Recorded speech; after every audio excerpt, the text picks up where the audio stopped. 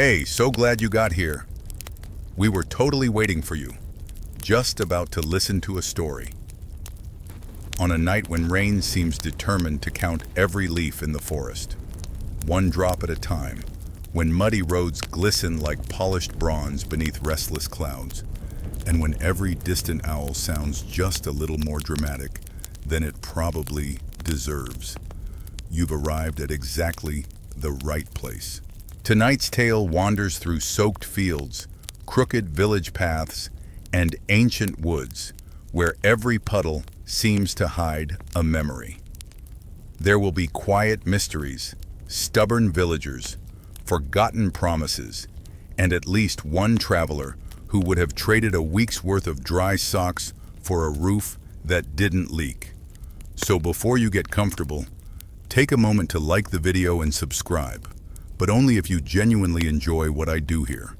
And I'd love to know where you're listening from and what your local time is as this story begins. Now settle in, get comfortable, and just relax. Today's tale starts like this. The man had been walking since dawn. By the time evening surrendered to the rain, his cloak had become less of a garment and more of a determined sponge, with aspirations of becoming a small pond. Every step along the narrow woodland road sent soft splashes around his boots, which had long since accepted that remaining dry was a dream best left to poets. His name mattered little to the strangers he hoped to meet. Travelers often discovered that names came second to intentions, especially in villages tucked deep within forests, where unfamiliar faces appeared about as frequently as noblemen volunteering to clean pig pens. The rain had begun gently during the afternoon. Now it fell with patient confidence, not violent, not angry, simply endless. The forest surrounding the road stretched beneath enormous oak trees whose branches absorbed part of the downpour before releasing it in heavy droplets that landed without warning. One moment, everything seemed almost peaceful. The next, a cluster of cold water would tumble from overhead directly onto the back of his neck. He sighed. Somewhere above, nature clearly possessed an impressive sense of timing. The path wound through roots that pushed stubbornly from the earth like the fingers of sleeping giants. Moss covered old stones while tiny streams flowed across the road, inventing new routes wherever the soil surrendered. The traveler noticed something curious. Despite the weather, birds still sang now and then, not cheerful songs, short calls, careful ones, almost as though they were checking whether the storm had any intention of ending before breakfast. It didn't appear interested. As twilight settled across the countryside, he finally reached higher ground where the forest briefly opened. Below lay Oakheart village. Only a handful of homes stood together beneath towering oaks, older than memory. Thin columns of smoke drifted upward despite the rain, escaping through chimneys before disappearing into gray clouds. Warm light glowed behind wooden shutters. It looked peaceful, perhaps too peaceful. Many villages welcomed strangers. Others merely tolerated them. A few preferred to ask questions before opening doors. Oakheart seemed likely to belong somewhere between the last two. The traveler descended the muddy slope carefully, avoiding patches where wagon wheels had carved deep grooves into the earth. Fresh footprints filled with rainwater almost immediately after being made. The entire village smelled wonderfully alive. Wet earth, fresh-cut firewood, damp hay, wood smoke, boiling stew. For a hungry man, it was almost unfair. His stomach chose that exact moment to remind him it existed, rather loudly. Fortunately, thunder rolled across the hills at nearly the same instant. If anyone had heard the complaint, they probably blamed the sky. The first villagers noticed him from beneath covered porches. An elderly woman paused while gathering damp laundry from a line stretched beneath an overhanging roof. Two children stopped chasing each other through puddles, suddenly remembering that mysterious travelers ranked much higher than puddle splashing on the evening's entertainment. One old farmer slowly removed his cap. He nodded politely, not warmly, not coldly, simply acknowledging that another soul had arrived before the weather managed to drown itself. The traveler returned the gesture. Good manners weighed nothing. They traveled farther than swords. Near the center of the village stood a broad oak, unlike any other nearby. Its trunk twisted into enormous folds, wide enough that several grown men together could not have circled it completely. Rainwater streamed along its bark in shining ribbons. At its roots rested smooth stones arranged with unusual care. No flowers. No decorations, just stones, each placed deliberately. The traveler slowed. He had seen similar arrangements elsewhere during his journeys. Villages often remembered important events through monuments. Others preferred quiet traditions that required no explanation. This tree seemed to belong to the second kind. No one lingered beneath it. Even children hurried around its roots instead of across them. Interesting, very interesting. He considered asking about it, then wisely decided that arriving soaked and immediately questioning local customs ranked somewhere below wrestling geese as an effective way to make friends. An odd fact drifted into his thoughts. Some woodland communities believed ancient oaks listened better during rainfall because water carried whispered promises into the roots. Whether anyone truly believed such tales was another matter entirely, but stories like that had remarkable staying power, especially where forests seemed older than history itself. The rain softened for several minutes, only to begin again with renewed enthusiasm. Apparently, the clouds had mistaken moderation for weakness. Ahead stood a modest stable where several horses rested quietly. One chestnut mare lifted her head toward the traveler. She stared. He stared back. Neither appeared impressed. The mare eventually snorted, as though reaching a deeply disappointing conclusion about humanity. Fair enough. She probably wasn't entirely wrong. Beyond the stable, warm lantern light spilled onto the muddy lane from a small workshop where the rhythmic sound of hammer-striking metal echoed through the evening. Someone was still working, despite the hour. That suggested necessity rather than ambition. Iron rarely waited politely until morning when wagon wheels broke or plows bent during planting season. The traveler glanced toward the workshop before looking farther along the road. Other doors had already closed. Window shutters tightened against the rain. Conversations continued indoors, softened by wooden walls until they blended with the steady rhythm of falling water. Oakheart settled into its evening, not asleep, simply cautious, as every sensible village became when darkness arrived wrapped inside a storm. He adjusted the weight of the satchel across his shoulder and continued walking.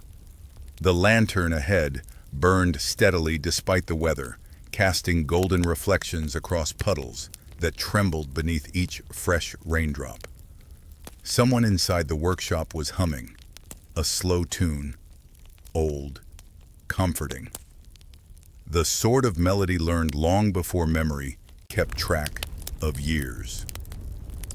Without quite realizing why, the traveler found himself drawn toward that light. In villages like Oakheart, the first conversation often determined everything that followed, and somewhere beyond the rain-soaked lane, beneath the patient branches of ancient oaks, the night had only just begun. The rain never truly stopped. It simply changed its mind about how loudly it wished to fall. By the time the traveler reached the workshop, the steady tapping upon the wooden roof blended almost perfectly with the rhythmic ring of hammer against iron.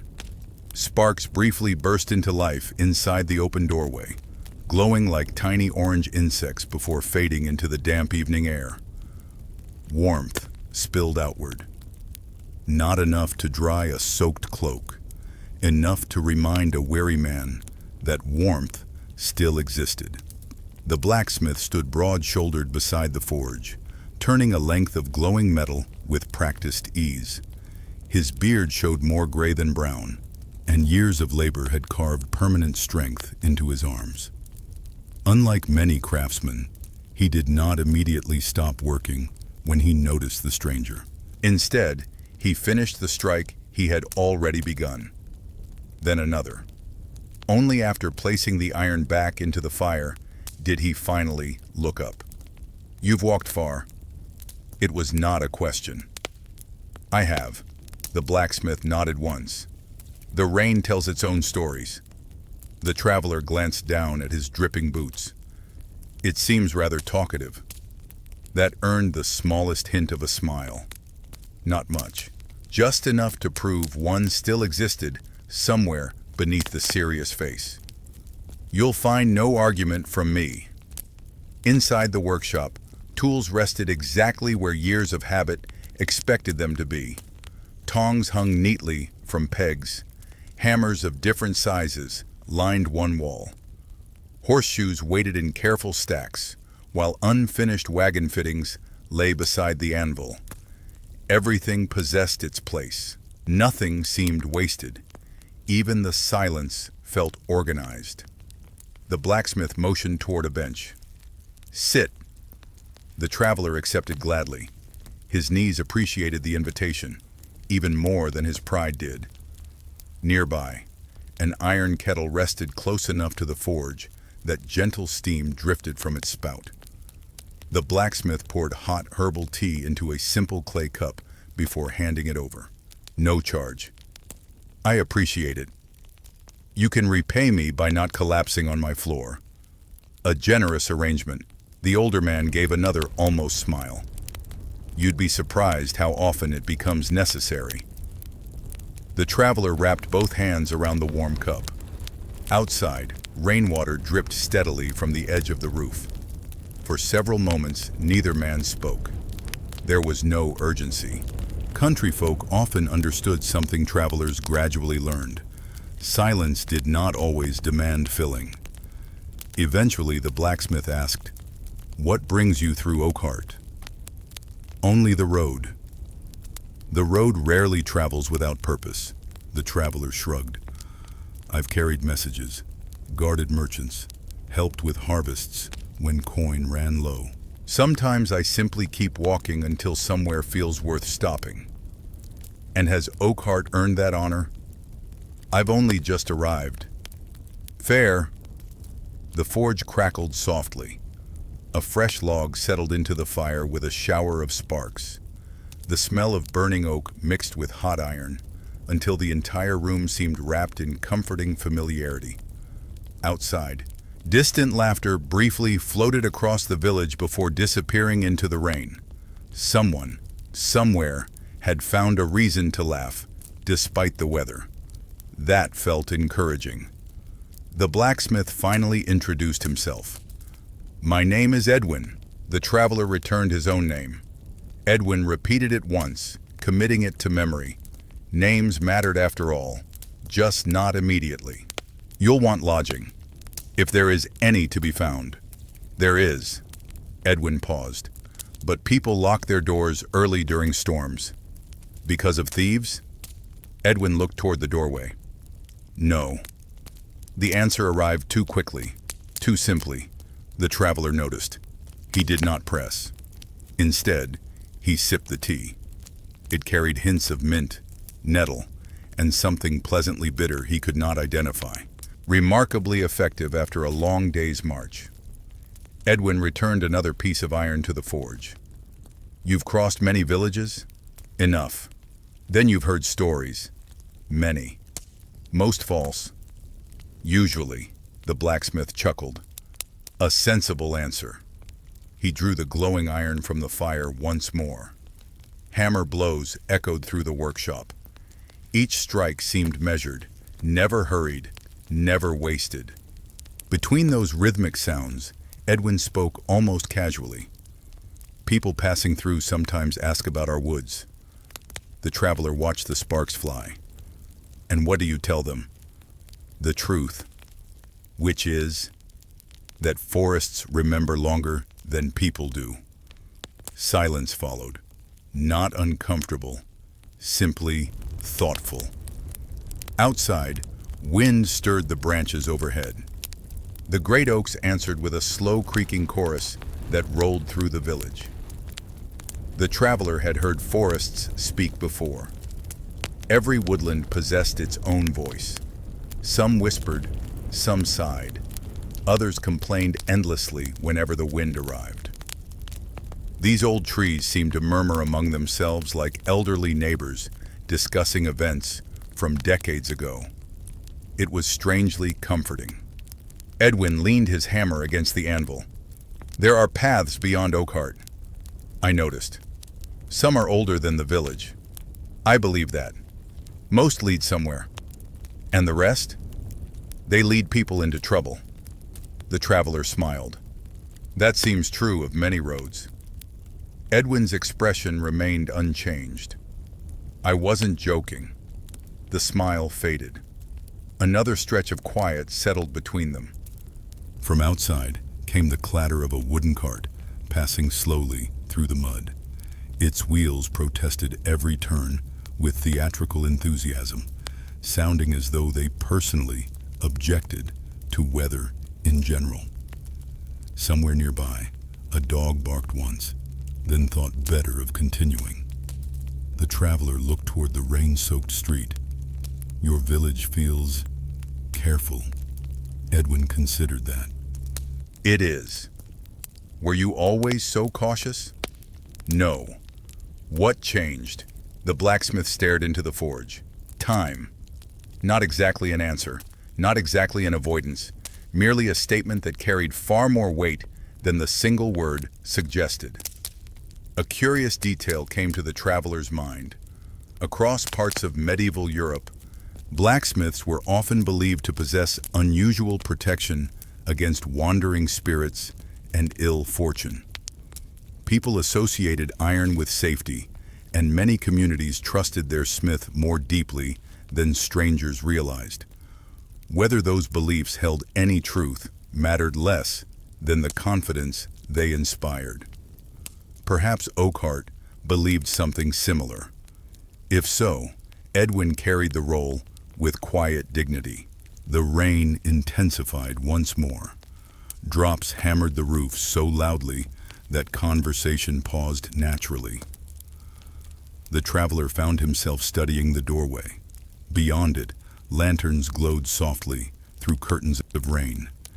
Everything appeared peaceful, yet beneath that peace lingered an invisible tension, not panic, expectation, as though everyone knew something the newcomer had yet to discover. Finally, Edwin spoke again. If you're walking after dark, I am. Carry a lantern. I plan to. Keep it lit. I usually do. Even if you think you hear someone asking you to put it out. The traveler slowly lowered his cup. That is an unusual piece of advice. It has served me well. Has someone actually asked? Edwin met his eyes. Once. And? I ignored them. Another silence. The forge cracked softly. Outside, thunder rolled somewhere beyond the hills.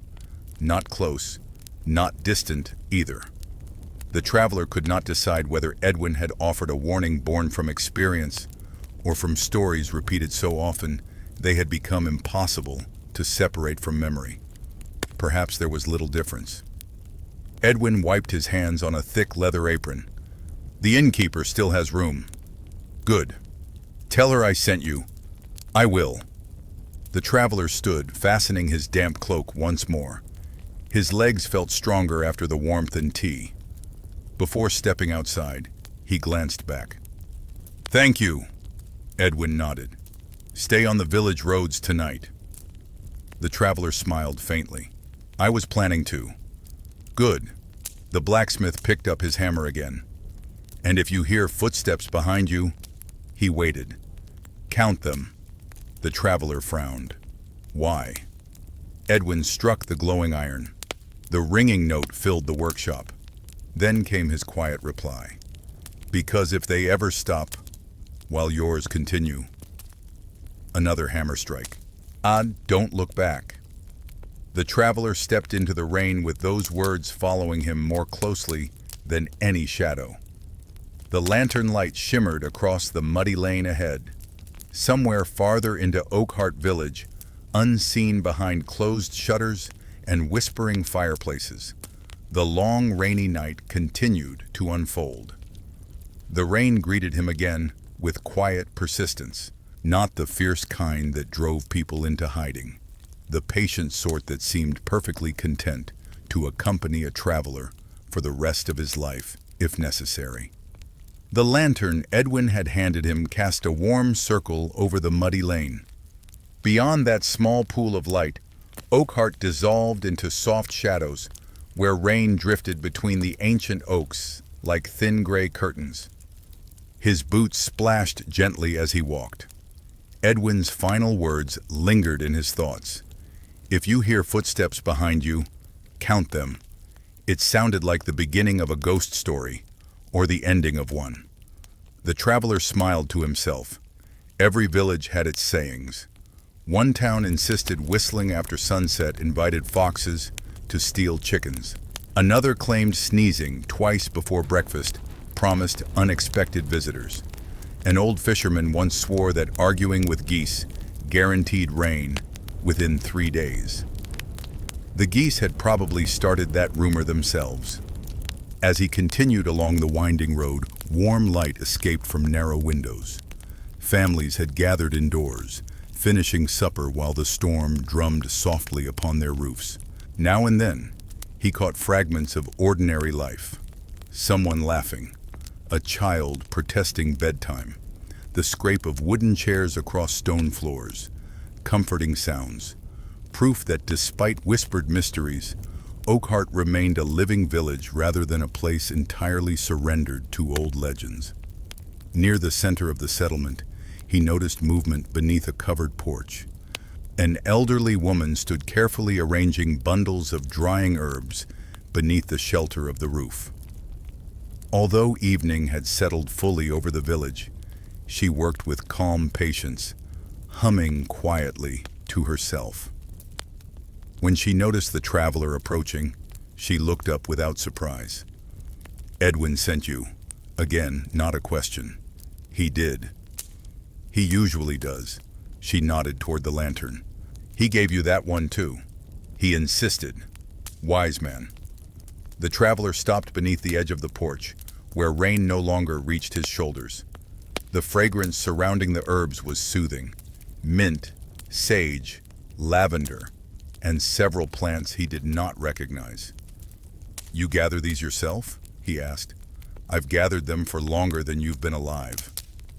"I don't doubt it," she smiled. "My name is Marta." He introduced himself. She studied him for a moment with bright eyes that seemed entirely unimpressed by soaked cloaks or muddy boots. "You don't carry yourself like a merchant." "I've never been very good at selling things. Nor like a soldier. I've done some fighting." "Yes." She resumed tying another bundle. "But you don't look for it." He found that oddly accurate. "You know people well." "I know rain." Seeing his puzzled expression, she chuckled softly. "Rain slows everyone down. When people slow down, they stop pretending to be someone else." That was a curious way of seeing the world, perhaps an honest one. A gust of wind rustled the herbs hanging above them. For a brief moment, the scent of lavender grew stronger. The traveler breathed deeply. It almost erased the damp smell clinging to his cloak. Almost. "You'll be staying at Elswith's house," Marta said. "So I've been told. Good food. I've had very little today. Then you'll appreciate hers." She glanced toward the dark forest beyond the last cottages.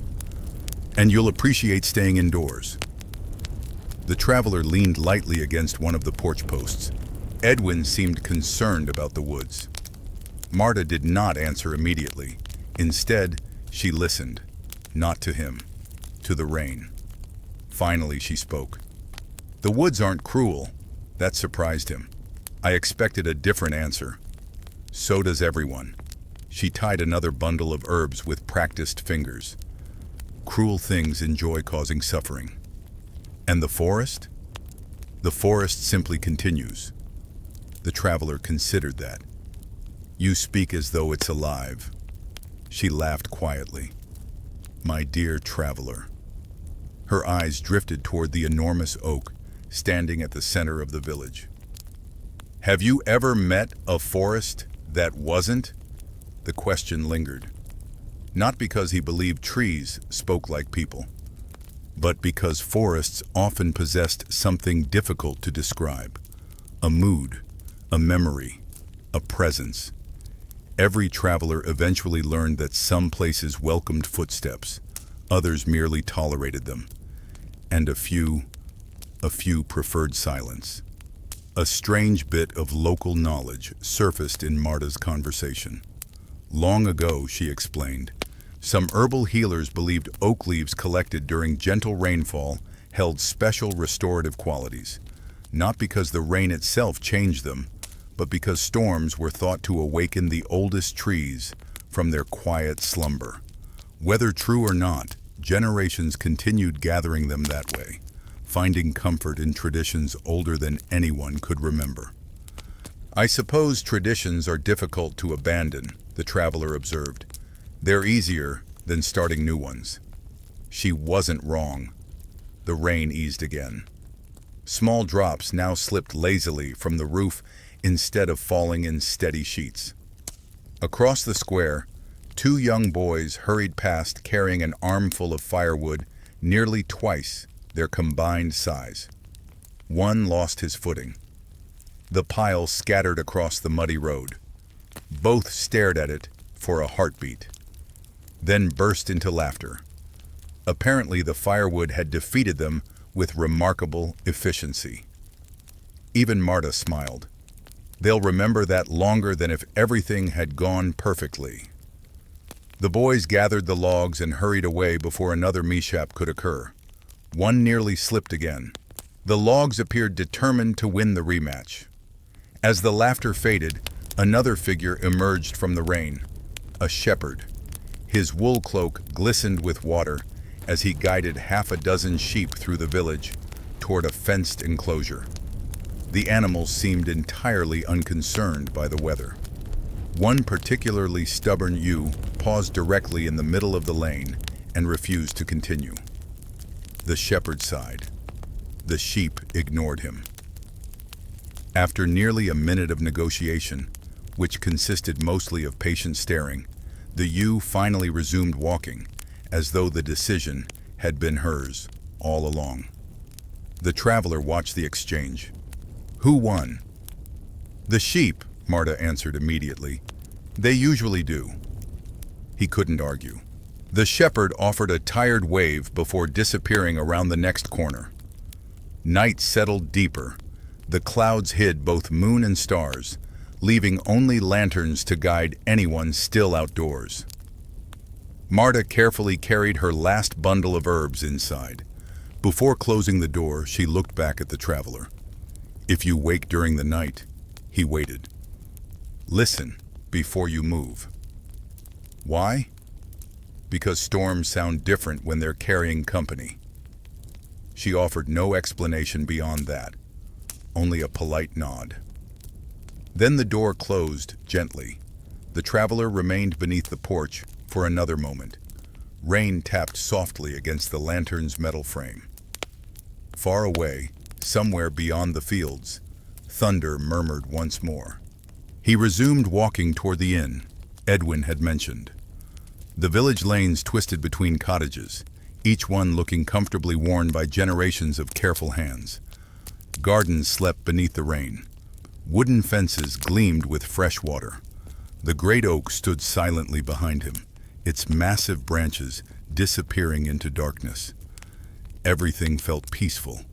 Yet beneath that peace rested the same quiet expectation he had sensed since entering Oakheart. Not fear, not danger.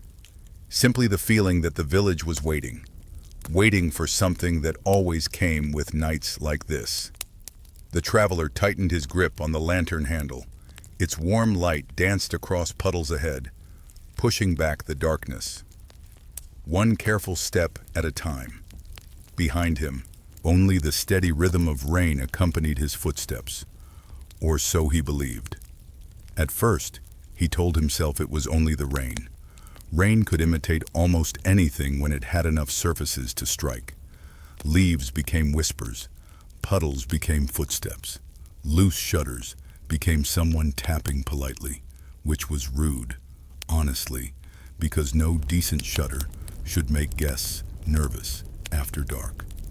Still, as the traveler moved deeper along Oakhart's lane, he began counting without meaning to.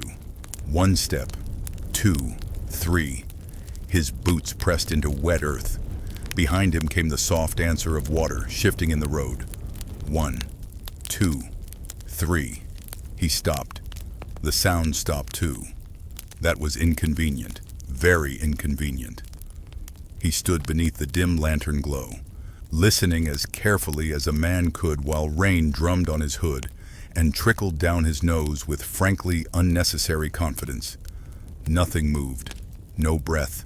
No scrape of boot leather. No secret watcher stepping badly in the mud. Only rain. He exhaled slowly. Wonderful, he muttered. Now even puddles have opinions. He continued. Ahead, the road curved past the final row of cottages before widening into a muddy track bordered by low stone walls. Lanterns hung from posts at intervals, their flames trembling behind horn panes. Each light appeared small and brave, like a nervous apprentice trying to look useful during a dragon inspection. Beyond the wall lay fields. Beyond the fields, the forest waited. Oakheart did not end suddenly. It faded. Cottage gardens became sheep pastures. Sheep pastures became soaked meadow. Meadow became shadow beneath trees, so old they seemed less planted than remembered by the earth itself. The traveler had meant only to find lodging. Yet the lanterns drew his eye. Someone had placed them along the track, leading away from the village center, not toward the inn. That was strange. Villages conserved lamp oil carefully. Nobody wasted light on empty paths, unless there was a reason. He followed only a little way. Just enough, he told himself, to understand. That is how many questionable choices begin naturally, not with wild courage, not with foolish pride.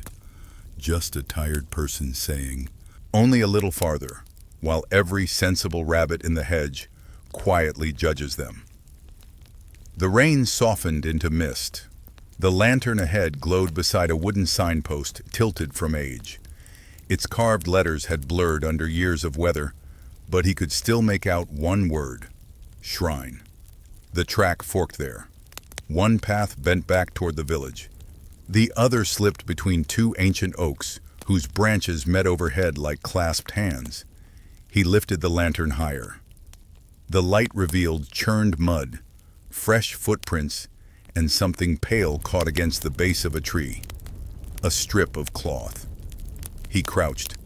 It was linen, soaked through and tied around a twig. Not dropped, fastened. Nearby, another strip hung from a branch, then another. Small tokens, nearly hidden in darkness. Prayer cloths, perhaps, or warnings. He had seen such things before near healing wells, crossroads, and lonely chapels, where people left bits of themselves behind because hope, apparently, liked souvenirs. A curiosity came to him from an old monk he had once escorted through marshland. In some villages, people tied cloth to trees, not to ask for blessings, but to leave illnesses there, trusting wind and rain to carry the sickness away. The monk had said this while sneezing into his sleeve for 3 days, so the method had seemed, at best, under review. A faint light flickered farther down the shrine path. Not a lantern on a post. A moving light. The traveler froze. It bobbed once between trunks, then vanished behind rain-dark branches. Someone was out there. He glanced back toward Oakheart. The village lights looked distant now, though he had not walked far. Warm, sensible, full of roofs, doors, and people who probably knew better than to follow mysterious lights into wet woods. Then came a sound, not footsteps. A bell, small and soft, one silver note in the rain. The traveler tightened his fingers around the lantern. "Of course," he whispered, "a bell," because silence was becoming too relaxing. The note came again, from the path. He took one careful step forward, then another. The trees swallowed the village sounds almost immediately. Rain became softer beneath the canopy, though larger drops fell from leaves in sudden cold splats. Roots crossed the path like sleeping serpents. Moss shone green-black in the lantern light. Every few yards, another strip of cloth appeared tied to a branch. Some were old, faded almost white. Others looked newer. One was red, one blue, one embroidered with tiny yellow flowers. He wondered whose hands had tied them there, and what quiet fear or grief each one carried. The moving light appeared again, closer. He raised his lantern. "Hello?" His voice sounded too loud among the trees. The other light stopped. For a heartbeat, nothing happened. Then a figure stepped partly into view. A girl, perhaps 12 or 13, wrapped in a hooded cloak too large for her narrow shoulders. She carried a covered candle lantern in one hand and a small basket in the other. They stared at each other. She looked less frightened than annoyed. This, somehow, was reassuring. "You're not from here," she said. "No. You shouldn't be on this path. I'm beginning to hear that often." "Then maybe listen." A fair point. The girl shifted the basket against her hip. Inside were small round loaves, dark with rye, each marked with a shallow cross. "Are you going to the shrine?" he asked. Her expression sharpened. "You know about it?"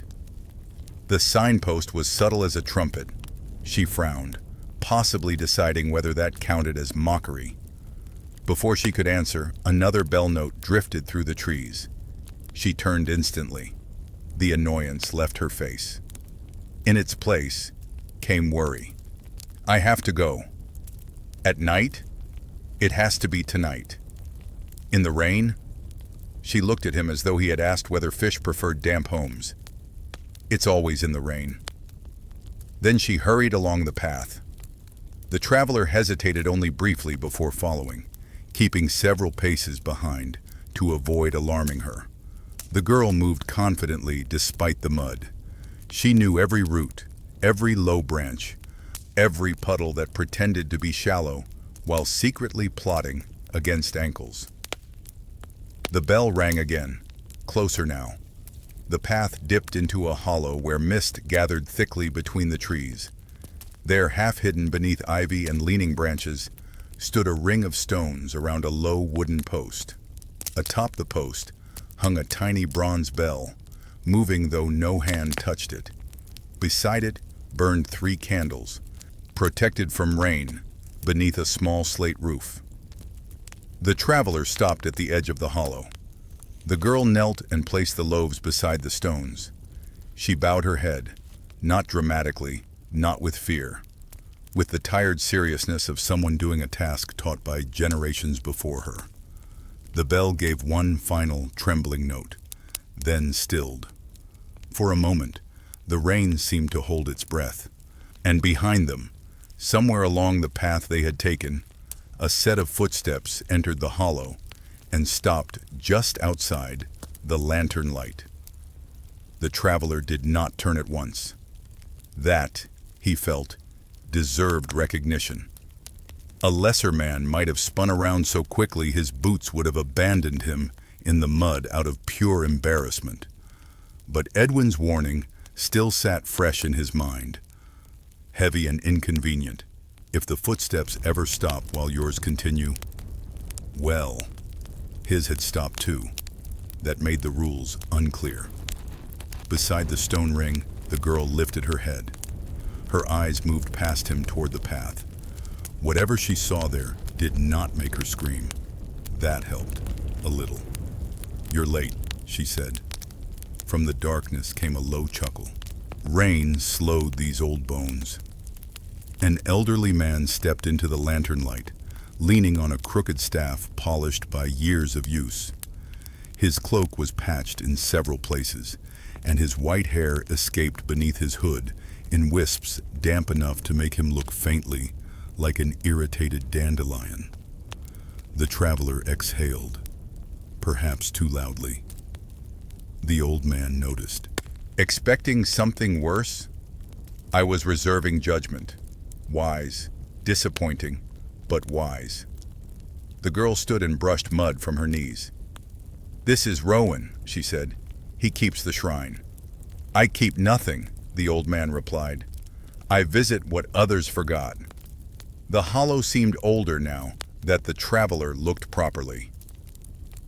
The stone ring had once been carefully built, though roots had pushed several stones crooked. Moss covered nearly everything. The wooden post holding the bell was newer than the stones, but not new. Carvings marked its sides, leaves, circles, and a shape like an open hand. Behind it, half swallowed by ivy, stood what remained of a small shrine. Not a chapel, not exactly. More like a weathered wooden shelter built over a flat stone altar. Rain slipped through gaps in the roof. Tiny offerings rested upon the stone. Acorns, carved buttons, a broken comb, 3 copper pins, and a child's clay bird with one wing missing. The traveler stepped closer, carefully. "So people still come here," the girl glanced at Rowan. "Some do. Not openly," Rowan added. The traveler looked back toward the village, though trees hid it completely. "Why hide a shrine?" "Because people prefer forgetting when remembering asks them to change." That sounded like something old men said after winning arguments nobody else knew had begun. The traveler studied the altar. There were marks carved along its edge, shallow but deliberate. He wiped away a thin layer of moss with his thumb. A line of symbols emerged: oak leaves, raindrops, a crescent, and beneath them, names. Old names. The letters were uneven, carved by different hands across many years. "Villagers?"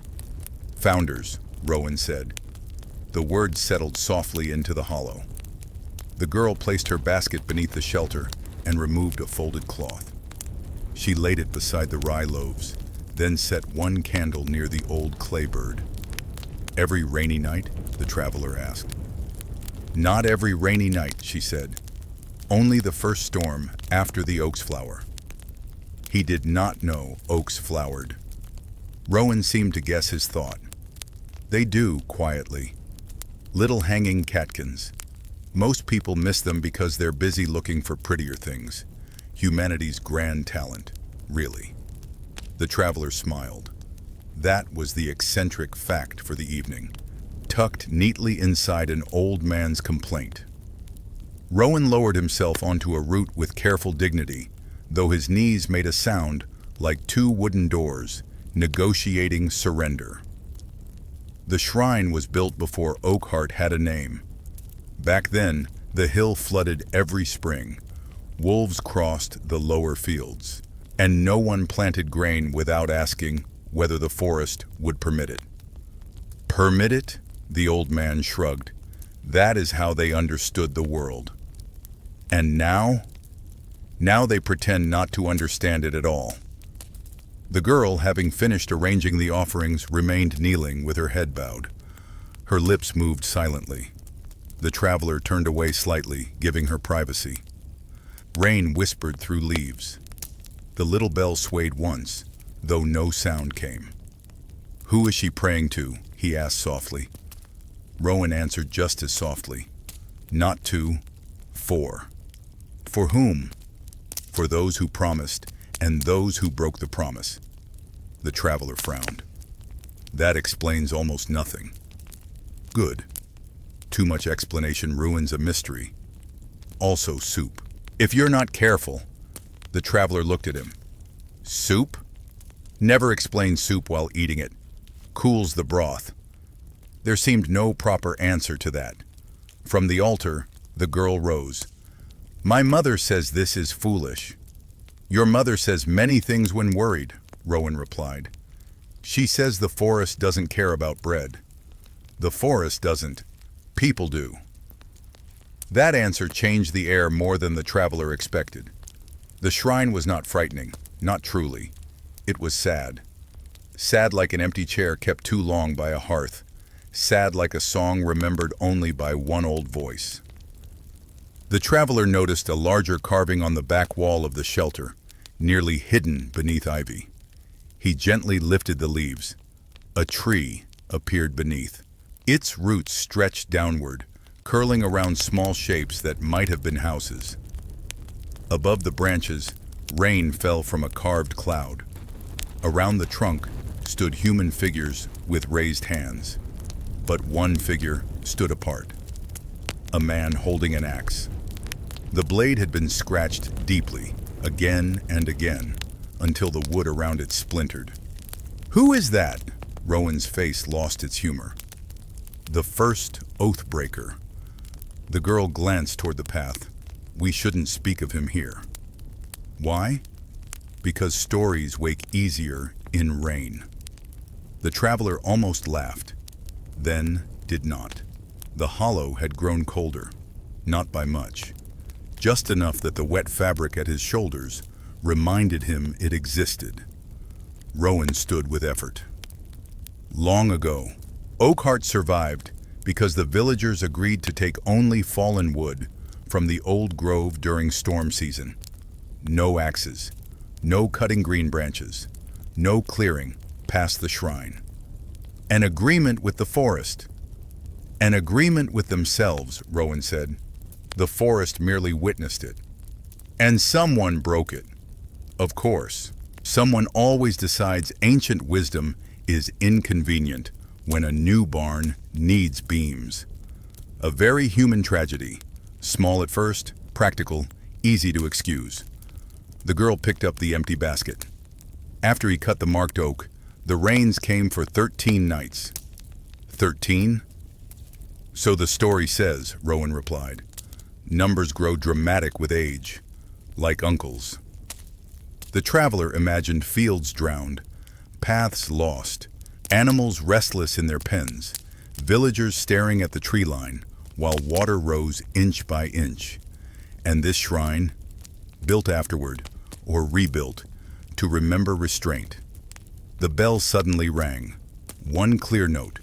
No wind touched it. No hand moved near. The girl stepped closer to Rowan. The traveler lifted his lantern. At the edge of the hollow beyond the path, shapes hung from the trees. Not bodies, not creatures, cloth strips, hundreds of them. Old offerings tied deep among the branches, stirring though the air remained still. For the first time, the traveler understood that this shrine was not abandoned. It had only been waiting. Rowan looked at the stirring cloths, as though they were neighbors waving from across a road. The traveler, for his part, looked at them as though several hundred silent scraps of linen had no business moving without wind, which, to be fair, seemed reasonable. The girl whispered, "It heard." Rowan lifted one thin hand. "Easy, Lysa." So that was her name. Lysa stood very still, her empty basket pressed against her side. She was trying hard to appear brave, and doing a decent job of it, though bravery in the rain often looked suspiciously like being too cold to tremble properly. The bell gave another soft note, then stopped. Rowan stepped toward the shrine and placed his palm against the carved post. "Old promises do not sleep," he said. "They only wait for someone foolish enough to pretend they were never made." The traveler drew closer, keeping his lantern lifted. "You said the promise was about restraint." "It began that way." "And became?" Rowan sighed. "All promises become larger once people start needing them." He reached beneath the altar stone and removed a narrow wooden box, blackened by age and sealed with a loop of fraying cord. Lysa's eyes widened. "You still have it?" "I have many things people prefer me not to have." "That sounds exhausting," the traveler said. "It keeps me charming." "Does it?" "No, but it gives me something to blame." Rowan untied the cord and opened the box. Inside lay strips of bark, carefully flattened and marked with dark ink, not parchment. Oak bark, scraped thin and preserved with oil. The traveler leaned in. Words had been written across them in a cramped hand. Some had faded, some remained sharp. "These are records?" "Fragments," Rowan said, "copied from older carvings before weather ate them. My teacher kept them, his teacher before him, back when the village still thought memory required maintenance." Lysa touched one strip gently. "My grandmother said the oath was spoken under the central oak."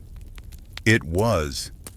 The traveler pictured the enormous tree at the heart of the village, rain streaming down its folded trunk, stones gathered at its roots. "What did they promise?" Rowan lifted one bark strip. "3 things. To take no living wood from the grove during the flowering rains, to leave bread at the shrine when the first storm came, and to keep one lantern burning on the hill until dawn." "A lantern?"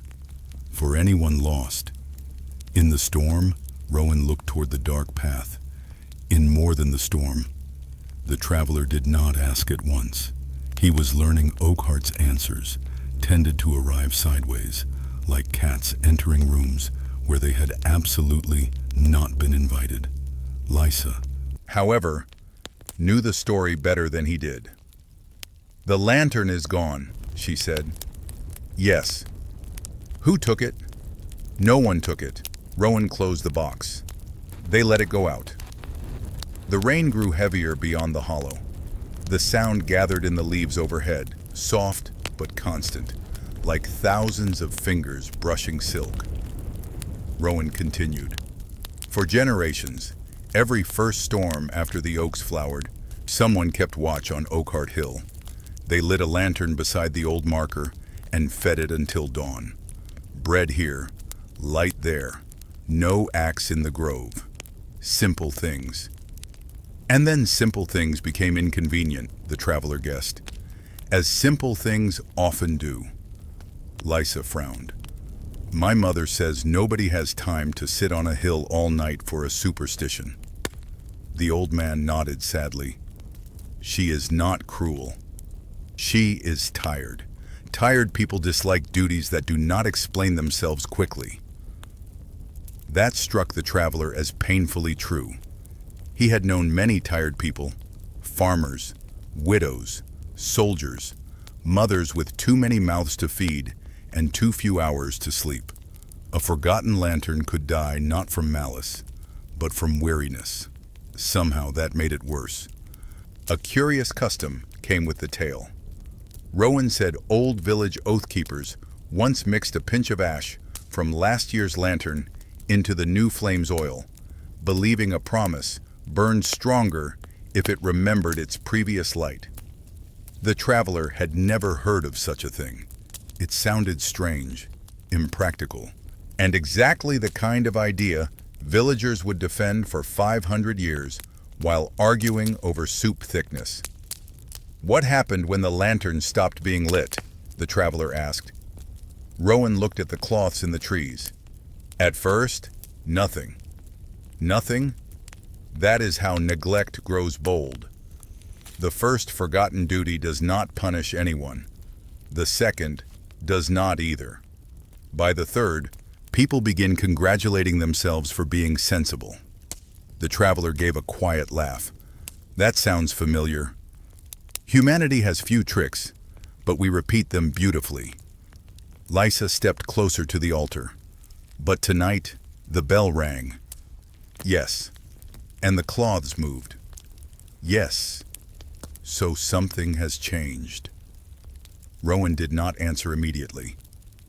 From the trees came a faint creak, a branch bending, or something walking where branches should not walk. The traveler shifted his grip on the lantern. Is the village in danger? Rowan's expression softened. Not like you think. That answer did not comfort him. It would be helpful if just once someone in Oakheart said something plainly. Lysa glanced at Rowan. He's right. The old man looked wounded. Plainness is the enemy of atmosphere. Rowan. Oh, very well. He lowered his voice. The oath was never meant to please the forest. It was meant to teach the village how to live beside something older, larger, and uninterested in human convenience. Bread reminded them to give. The lantern reminded them to guide. The untouched grove reminded them to leave some hunger unanswered. The traveler stood silent. Rain slipped from his hood. There it was, not a curse, not quite. A lesson, neglected until it had begun to feel like a threat. And if they forget completely, Rowan looked toward the path leading back.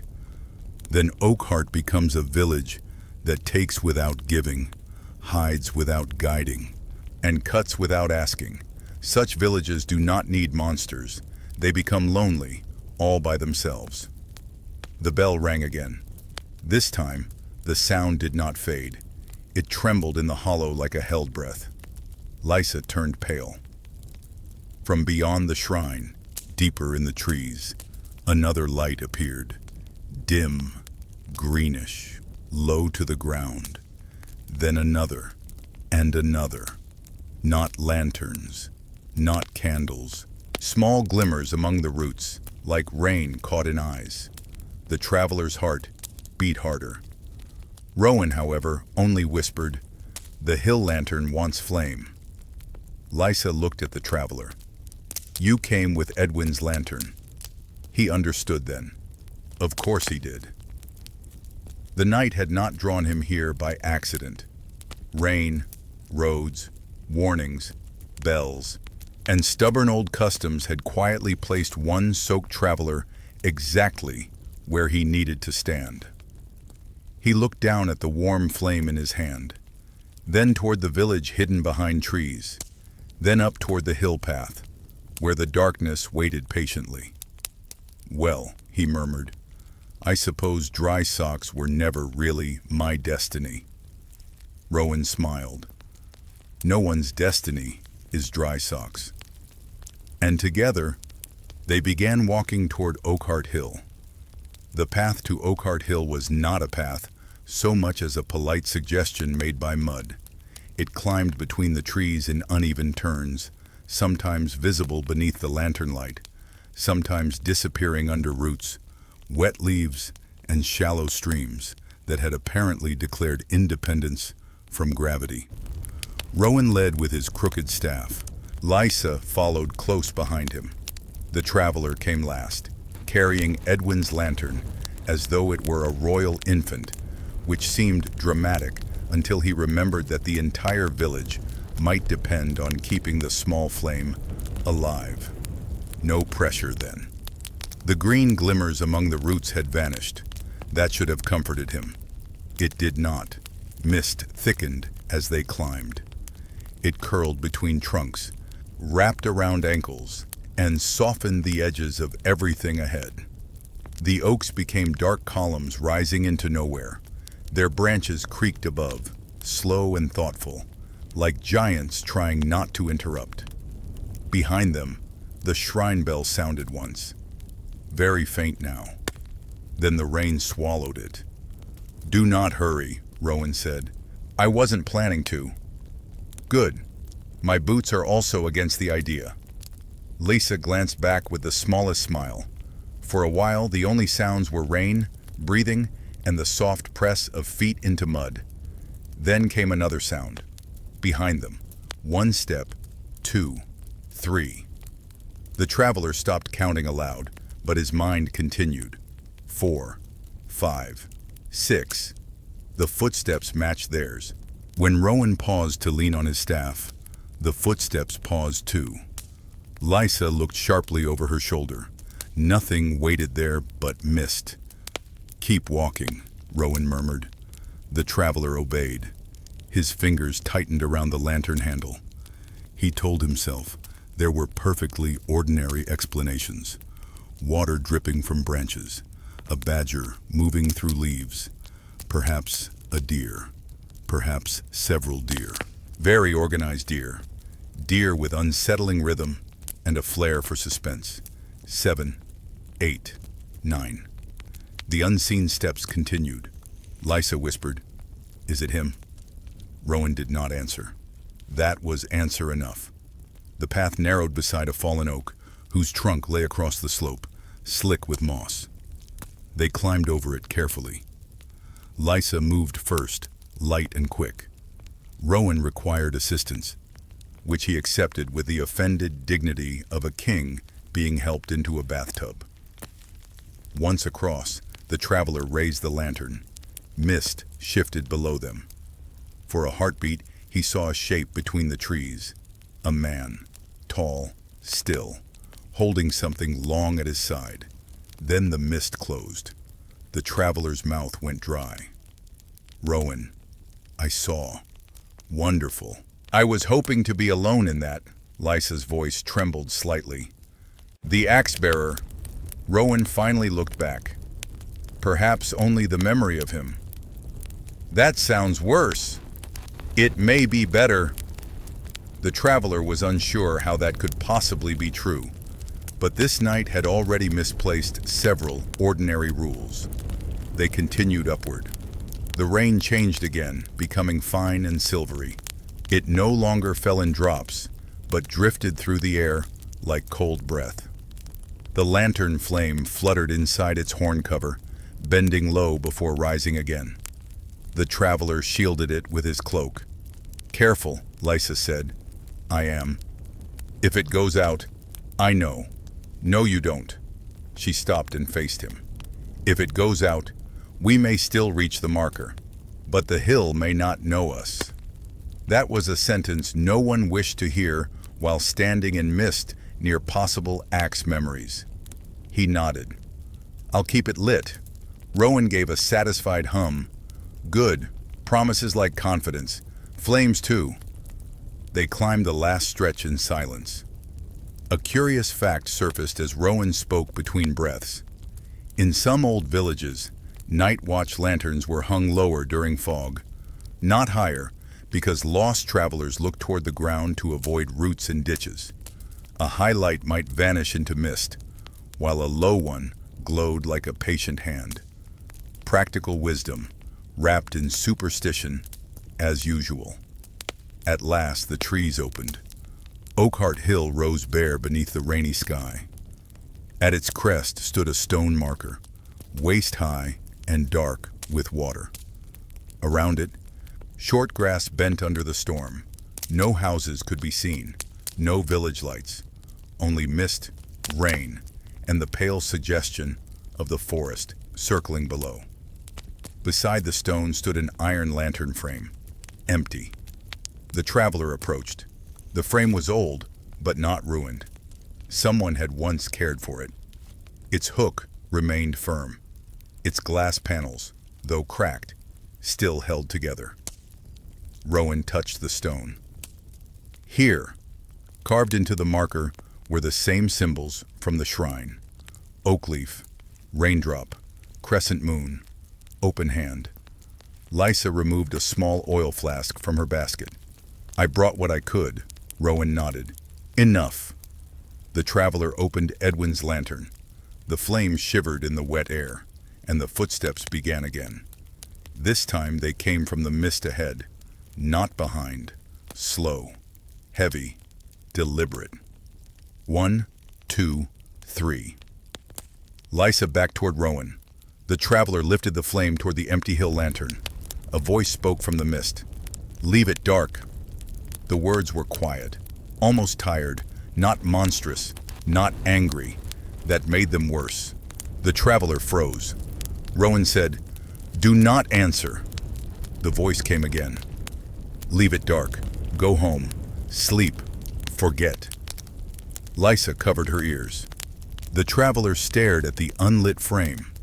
His hand would not move, not from fear alone, because the voice sounded human, weary, familiar in the way. Regret was familiar. A shape formed beyond the marker, the tall figure from the path, its shoulders bowed beneath rain that did not seem to touch it. In one hand it held an axe, blade lowered, no blood, no horror, only sorrow. The traveler understood then that this was not a hunter stalking them. It was a warning made from memory. A man who had taken too much. A village that had slowly learned to look away. The figure raised its head. Though the mist hid its face, the traveler felt its attention settle on the flame. "Darkness is easier," it whispered. The traveler almost laughed, softly and sadly.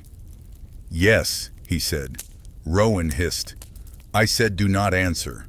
But the traveler continued. "That's usually the problem." He touched Edwin's flame to the waiting wick. For one dreadful breath, nothing happened. Then the hill lantern caught. A small golden light bloomed against the mist. The figure stepped back. The rain eased. Not stopped. Eased. Lysa lowered her hands.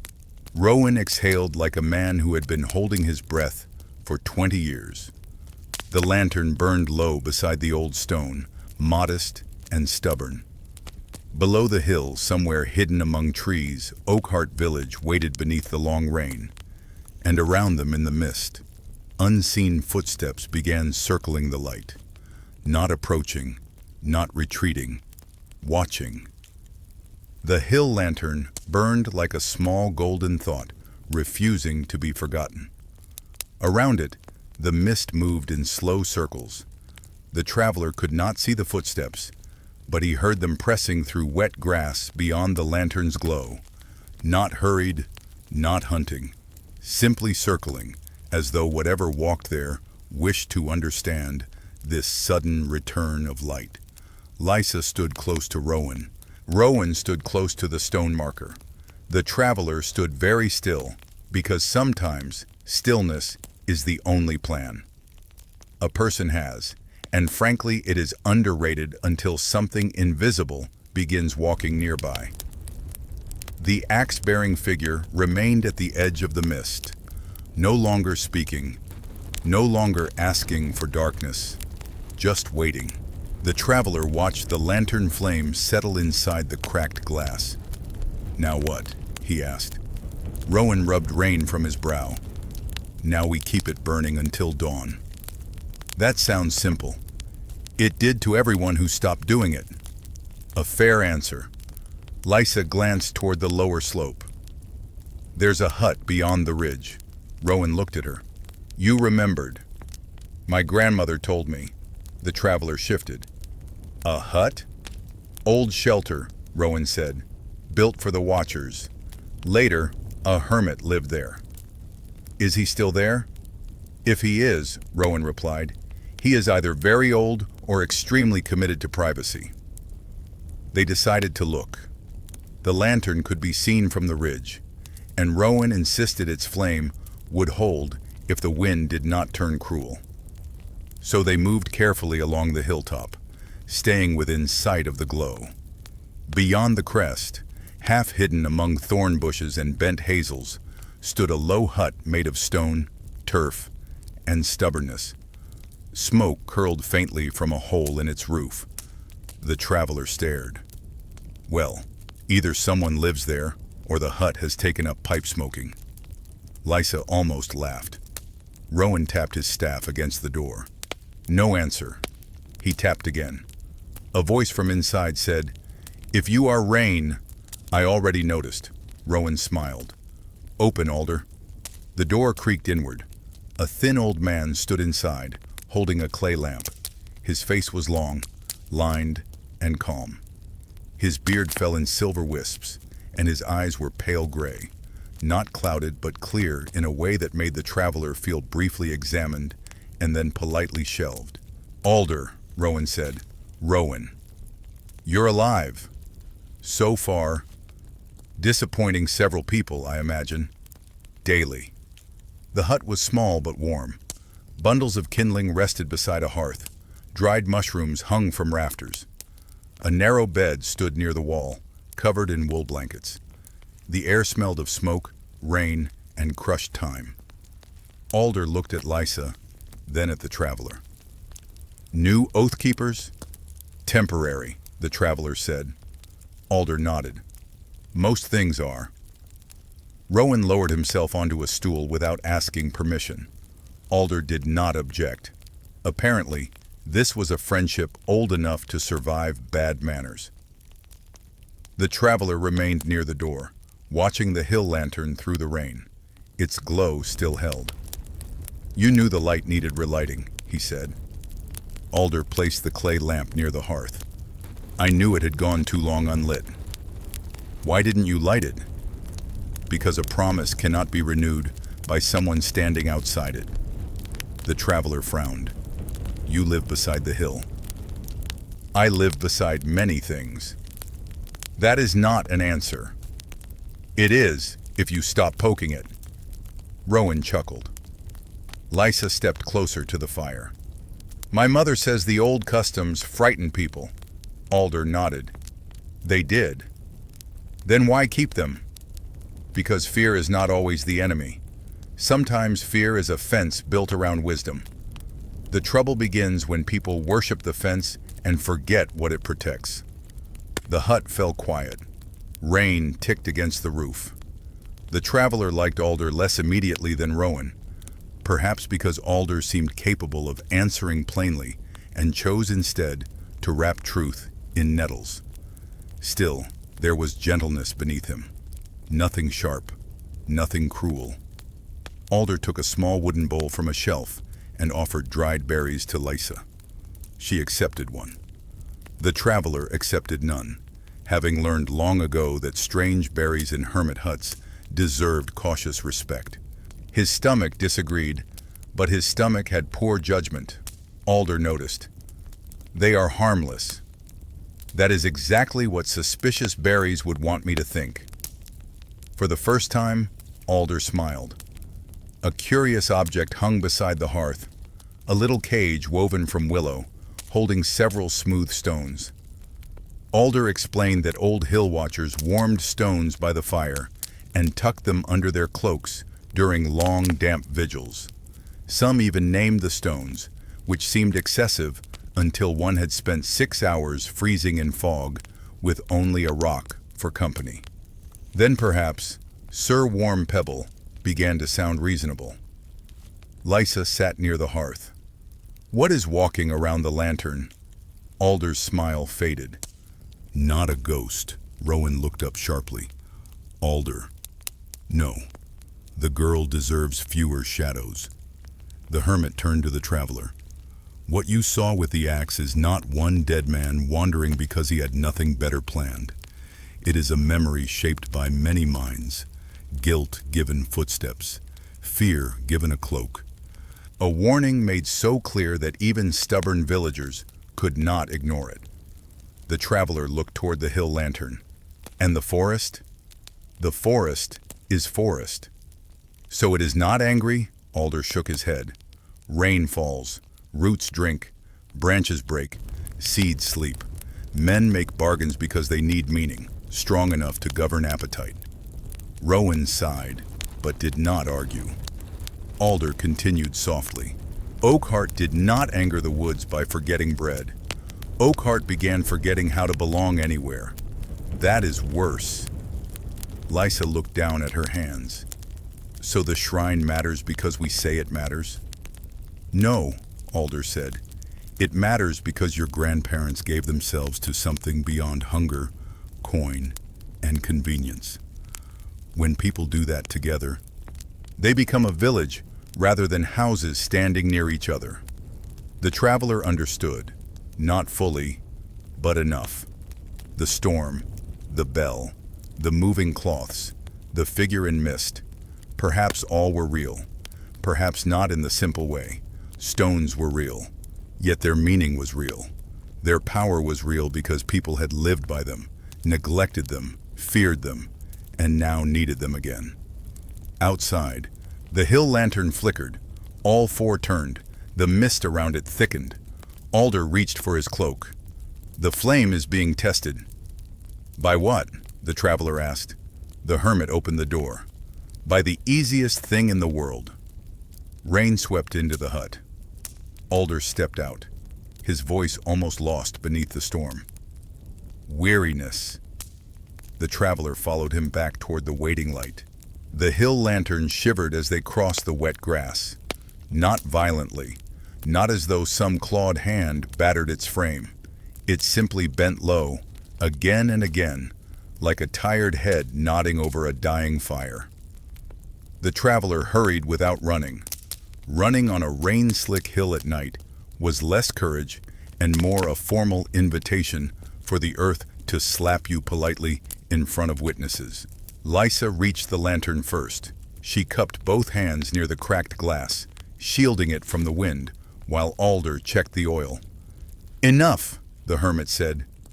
"Then why is it fading?" Rowan asked. Alder looked toward the stone marker. "Because the hill is hollow beneath us." The traveler blinked. "That feels like information someone might have mentioned earlier. I was saving it for a dramatic moment." "Congratulations," Rowan frowned at the marker. "You think the old chamber has opened?" "I think the rain found what people buried." At the base of the stone, water streamed through the grass in thin silver lines.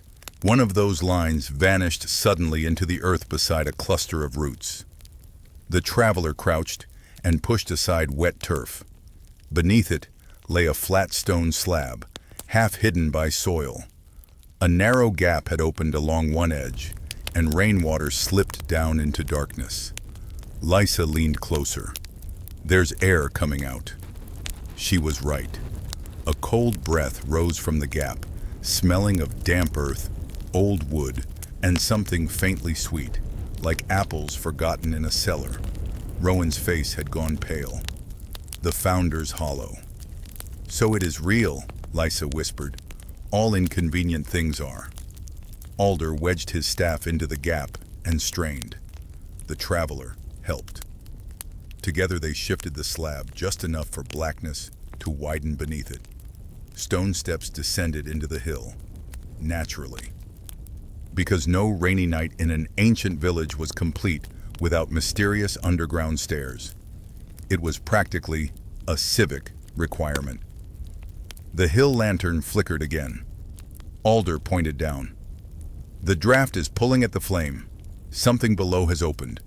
We close it, or the light dies before dawn." The traveler lifted Edwin's lantern. "I suppose we go down." Rowan looked at his knees. "My enthusiasm is difficult to measure. That little, that deeply buried." Still, he came. Lysa insisted on coming too, and no one managed to stop her, mostly because she had already stepped onto the first stair before the adults finished looking responsible. The passage was narrow. Roots pushed through cracks in the stone walls. Water dripped steadily from above, collecting in shallow grooves along the steps. The air grew colder with every descent. The traveler kept one hand against the wall. The stones were old, not castle old, with pride and banners, and men shouting about lineage, older in spirit, village old, built by hands that expected no songs, only usefulness. At the bottom, the passage opened into a round chamber beneath the hill. The lantern light spread slowly across the walls. Everyone fell silent. The room had been carved around the roots of the central oak's ancient ancestor, or perhaps around a tree, long gone. Thick roots curled through the ceiling and down the walls, preserved in places by clay and stone. Around the chamber stood wooden chests, cracked jars, bundles wrapped in oilcloth, and low shelves holding objects left by generations, relics, not treasure, better than treasure in some ways. Treasure only proved someone once had more than their neighbors. These objects proved people had cared enough to remember. Lysa stepped toward a shelf. There lay a rusted pruning hook, a child's shoe, a bundle of seed grain sealed in wax, and a small carved sheep with one absurdly large ear. The traveler tilted his head. That sheep has heard every secret in the village. Lysa smiled faintly. Rowan touched one of the wrapped bundles. Records, Alder nodded. Oath gifts. Each generation left something when the lantern was kept. The traveler lifted his light higher. On the far wall, markings had been carved into the stone. Names. Scores of them. Beside some names were symbols. A loaf, a flame, a leaf, a hand, an axe crossed out. At the center was a larger carving showing the village beneath a vast tree, its roots encircling homes, wells, fields, and people, not trapping them, holding them. Alder stood before it. This is what Oakheart forgot. The traveler read several names aloud, slowly. Mara the miller, Tovin of the lower field, Elric, son of no one. Lysa looked up. Son of no one? Foundlings were sometimes named that way, Alder said gently, not to shame them, to say the village claimed them. That small fact settled warmly in the cold chamber. The traveler liked it. A harsh world sometimes made unexpectedly tender arrangements, then hid them under mud and centuries like it was embarrassed. Rowan found a stone basin near the center of the room. It had filled with rainwater dripping through a crack overhead. Floating in it were tiny yellow oak flowers, washed down from roots above. The flowering rains, he murmured. Lysa reached into her basket and took out the last rye loaf, the one she had kept without explaining why. My grandmother said one loaf was always for below. Rowan stared at her. Your grandmother remembered more than I thought. Lysa placed the bread beside the basin. The moment she did, the draft shifted. The cold wind pulling upward through the stairs weakened. Above them, faint but clear, the hill lantern's flame steadied. The traveler exhaled. Bread closes holes now? Alder looked at him. No, meaning does. That answer is going to annoy me for years. Good, it may keep you wise.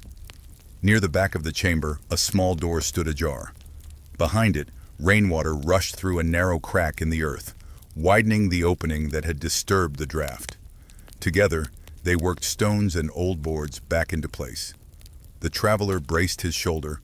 Alder packed clay. Rowan directed with great authority from a position that protected his knees, and Lysa fetched wedges from a storage niche. It was not heroic work. It was muddy, awkward, and involved one unfortunate moment where the traveler dropped a stone directly onto his own boot and discovered several new silent facial expressions. But slowly, the water diverted. The air calmed.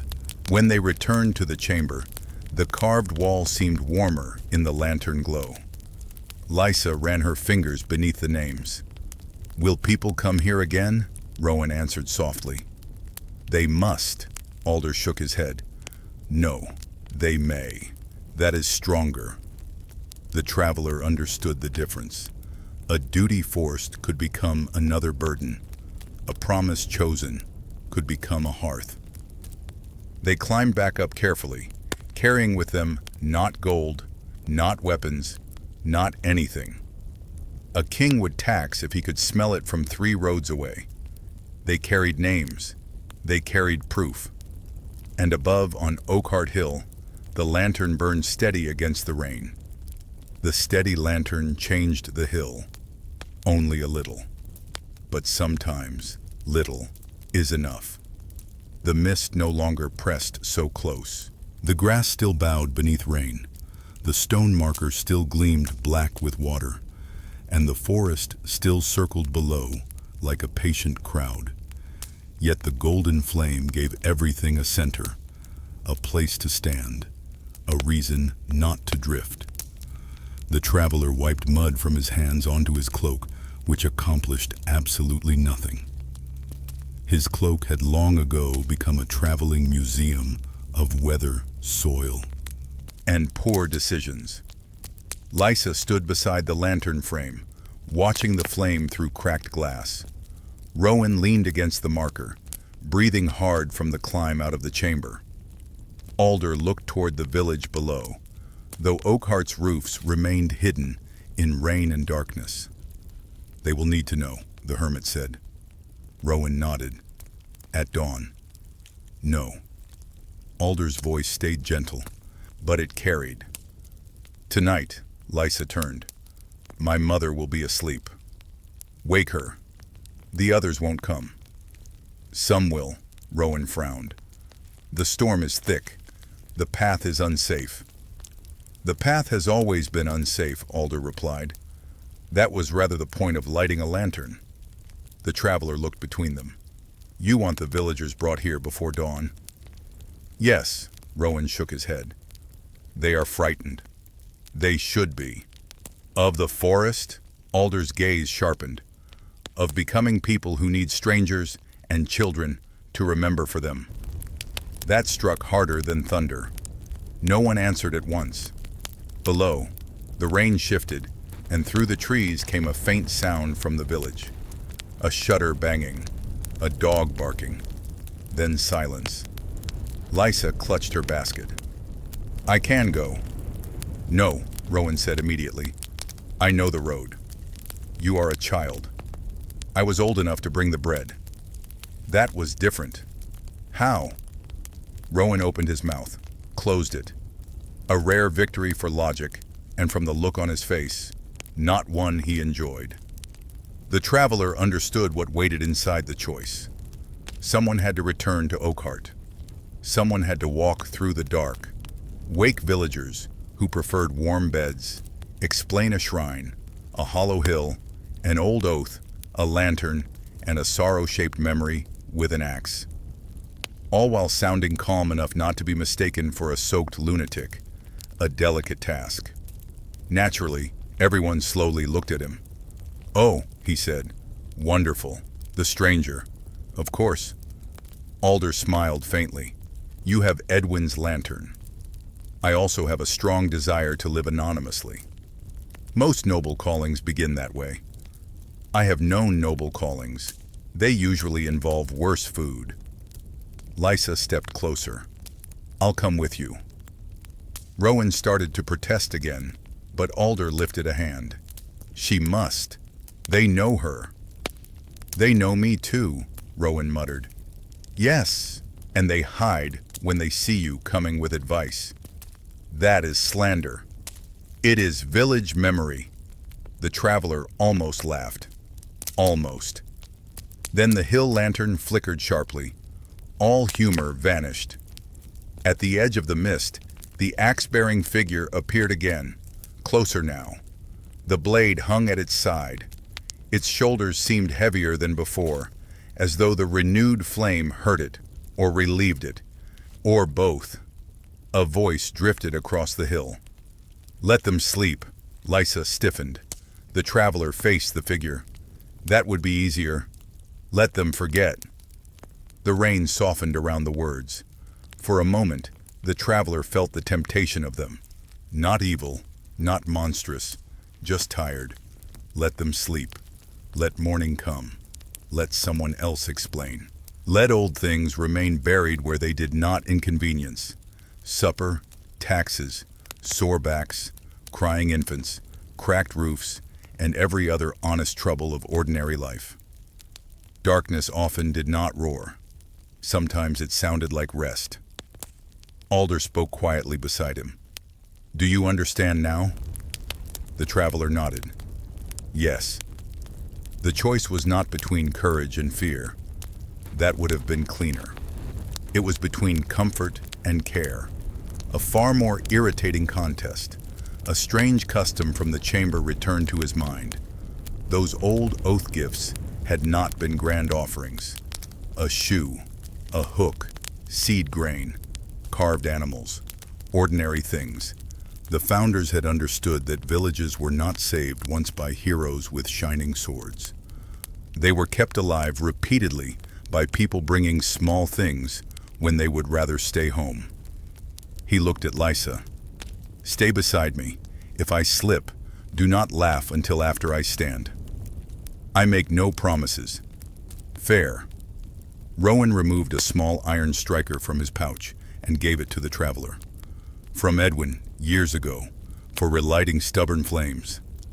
The traveler accepted it. "Does everything in this village circle back to the blacksmith?" "Most sensible things do." Alder took his own clay lamp and held it out. "No. Take this too." "Will you have light?" The hermit glanced toward the hill lantern. "Enough." The traveler now carried Edwin's lantern in one hand and Alder's lamp in the other, looking less like a heroic messenger and more like a confused festival decoration. Lisa led the way down. The slope had grown slicker. Twice the traveler slid several feet and recovered with the elegance of a startled goat. Lysa did not laugh the first time. The second time she made a sound that was probably a cough, if coughs could be smug. Behind them, the hill lantern glowed higher and smaller as they descended. The footsteps followed, not close, but present. 1, 2, 3. The traveler counted until he grew tired of counting. Then he listened instead. The unseen walker stayed behind them all the way to the shrine path. At the hollow, the bell hung silent. The cloth strips in the trees no longer stirred. They clung wet and pale to the branches, like hundreds of small memories resting after a long argument. Lysa paused at the shrine and bowed her head. The traveler waited. He did not rush her. Some gestures deserved time, even in storms. Then they continued toward the village. Oakheart appeared gradually through the rain. One lantern, then another. Then the dim outlines of cottages hunched beneath their roofs. Smoke had thinned from chimneys. Most windows were dark. The village slept, or tried to. At the first house, Lysa knocked. No answer. She knocked harder. A woman's voice called from within, sharp with worry. "Who is it?" "Lysa." The door opened almost instantly. Her mother stood there, wrapped in a shawl, face pale, eyes wide. For one heartbeat, anger and relief fought across her expression. Relief won first. Anger prepared to return shortly. "Where have you been?" "At the shrine." "Lysa, and the hill. The lantern is lit." Her mother went still. The traveler lifted Alder's lamp. "We need the village awake." The woman looked at him as though deciding whether to slam the door or believe the rain standing in human shape before her. Then, from somewhere beyond the houses, the hill bell rang, not the shrine bell. A deeper sound. Old metal from above the village, carried through storm and darkness. One note. Then, another. Doors opened. Shutters moved. Faces appeared in the rain. The traveler realized the hill lantern had not merely been lit. It had begun calling Oakheart home. The first villagers came out wrapped in cloaks, shawls, blankets, and one unfortunate tablecloth that had clearly been grabbed in panic and was now pretending to be outerwear. No one spoke loudly at first. Rain has a way of making people whisper, as though the sky itself is listening and taking notes.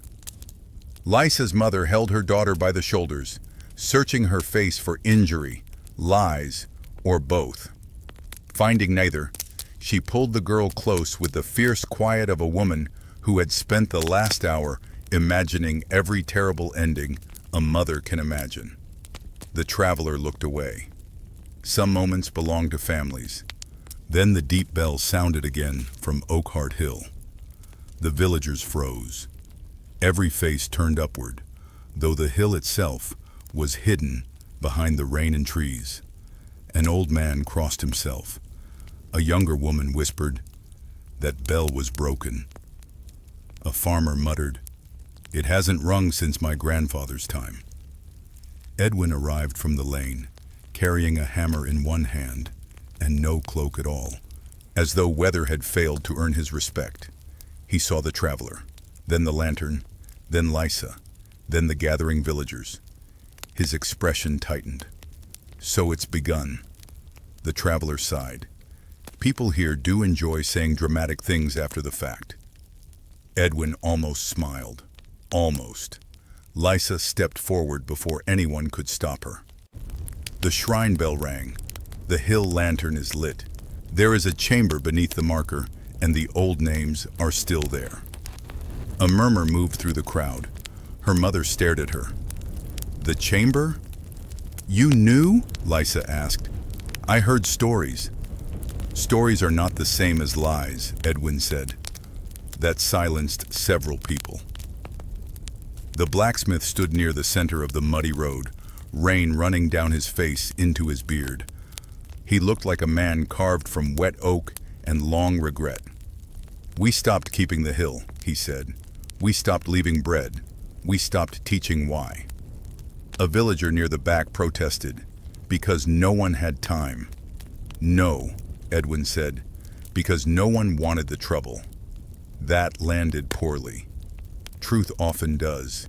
It has terrible manners and rarely wipes its boots. The deep bell rang again. This time, the sound rolled through the village and seemed to settle into the great central oak. Rain streamed down its massive trunk. The stones at its roots glistened. Then something moved in the forest beyond the last cottages. Not a creature, not exactly. A shifting of darkness between trees. The villagers stepped closer together. The traveler lifted Alder's lamp. "Rowan and Alder are on the hill. They need people there before dawn." A young man laughed nervously. "In this storm?" "Yes. My roof is leaking." "So is the sky," someone muttered. A few people chuckled despite themselves. The tiny laugh helped. Fear loosened. Just enough. Lysa's mother looked down at her daughter. "You went alone?" "I brought the bread." The woman closed her eyes. For a moment, the traveler thought she would forbid everything. Instead, she opened the door wider and reached inside. When she returned, she carried a small loaf wrapped in cloth. "My mother taught me the recipe," she said quietly. "I told myself it was only old foolishness." Lysa took her hand. "Maybe foolishness remembers things sense forgets." "That sounds like Rowan." "It probably is." Edwin turned toward the gathered villagers. "Bring lanterns, oil, bread if you have it, names if you remember them." "Names?" someone asked. "The old keepers," the traveler said. "The ones carved below." Another murmur. "This one, softer." An elderly widow stepped from beneath her doorway. "My father kept the hill once. His name was Osric." A man beside her said, "My aunt did too. She used to sing through storms. Badly." "Her singing scared the rain," the widow said. A few more laughed. The village began to move. Not quickly, not bravely in the way songs prefer. People ducked indoors and emerged with practical things. Lanterns, covered candles, flasks of oil, wool cloaks, bread wrapped in linen, walking sticks, and one large iron pot carried by two brothers who insisted hot broth was necessary for any proper crisis. They were probably right. A curious old tradition surfaced as they gathered. Edwin explained that hill watchers once carried three things when answering the bell: flame to guide, bread to share, and a spoken name to prove memory still lived. Some families had forgotten the names, but remembered the bread. Others remembered jokes, songs, or complaints. Strangely enough, complaints counted. A person grumbled about lovingly is not forgotten. Then the forest wind rose. It swept through Oakheart without touching the rain. Lantern flames bent sideways. The great central oak creaked. From the woods came footsteps, many, all around the village. The crowd tightened. A child began to cry. The traveler expected panic, but Edwin raised his hammer and struck it against the iron rim of the broth pot. One clear ringing note answered the unseen steps. Again and again. The sound steadied the villagers. Blacksmiths, the traveler thought, truly did know how to argue with fear. "Walk together," Edwin said. "No one alone." They formed a line along the muddy road toward the hill path. Lisa and her mother stayed near the front. Edwin walked beside the traveler. The villagers followed in pairs and clusters, lanterns bobbing like earthbound stars through the rain. As they passed the central oak, the widow Osric's daughter stopped and placed her hand on its wet bark. "Osric kept the light," she said. Another villager touched the tree. Mara baked the bread. Tovin carried oil. Elric sang when he was afraid. Names moved through the crowd, some certain, some half-remembered, some corrected by neighbors who argued briefly, because even sacred memory apparently could not stop villagers from debating whether old Bjorn had one cow or two. The traveler found that comforting. The forest kept watching. He felt it in the dark beyond the lane, in the spaces between trunks, in the rain sliding through branches, not hostile, not welcoming, attentive. As they reached the first trees, the unseen footsteps drew nearer. For every villager step, another sounded in the woods, not matching now, accompanying. The traveler looked back once. Oakheart glowed behind them with open doors and left candles. Ahead, the hill lantern shone faintly through mist. Between village and hill, the people walked together beneath the storm, and the forest, old and wet and patient, walked beside them.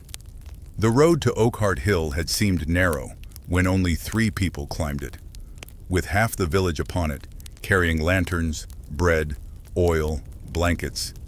Children, walking sticks, and 1 pot of broth sloshing dangerously close to becoming a minor landslide. The path became less a road and more a disagreement between feet.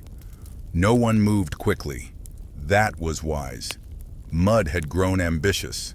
It tugged at boots with the persistence of a tax collector who had smelled unpaid coin. More than once, someone slipped, grabbed a neighbor, and converted one person's stumble into a group activity.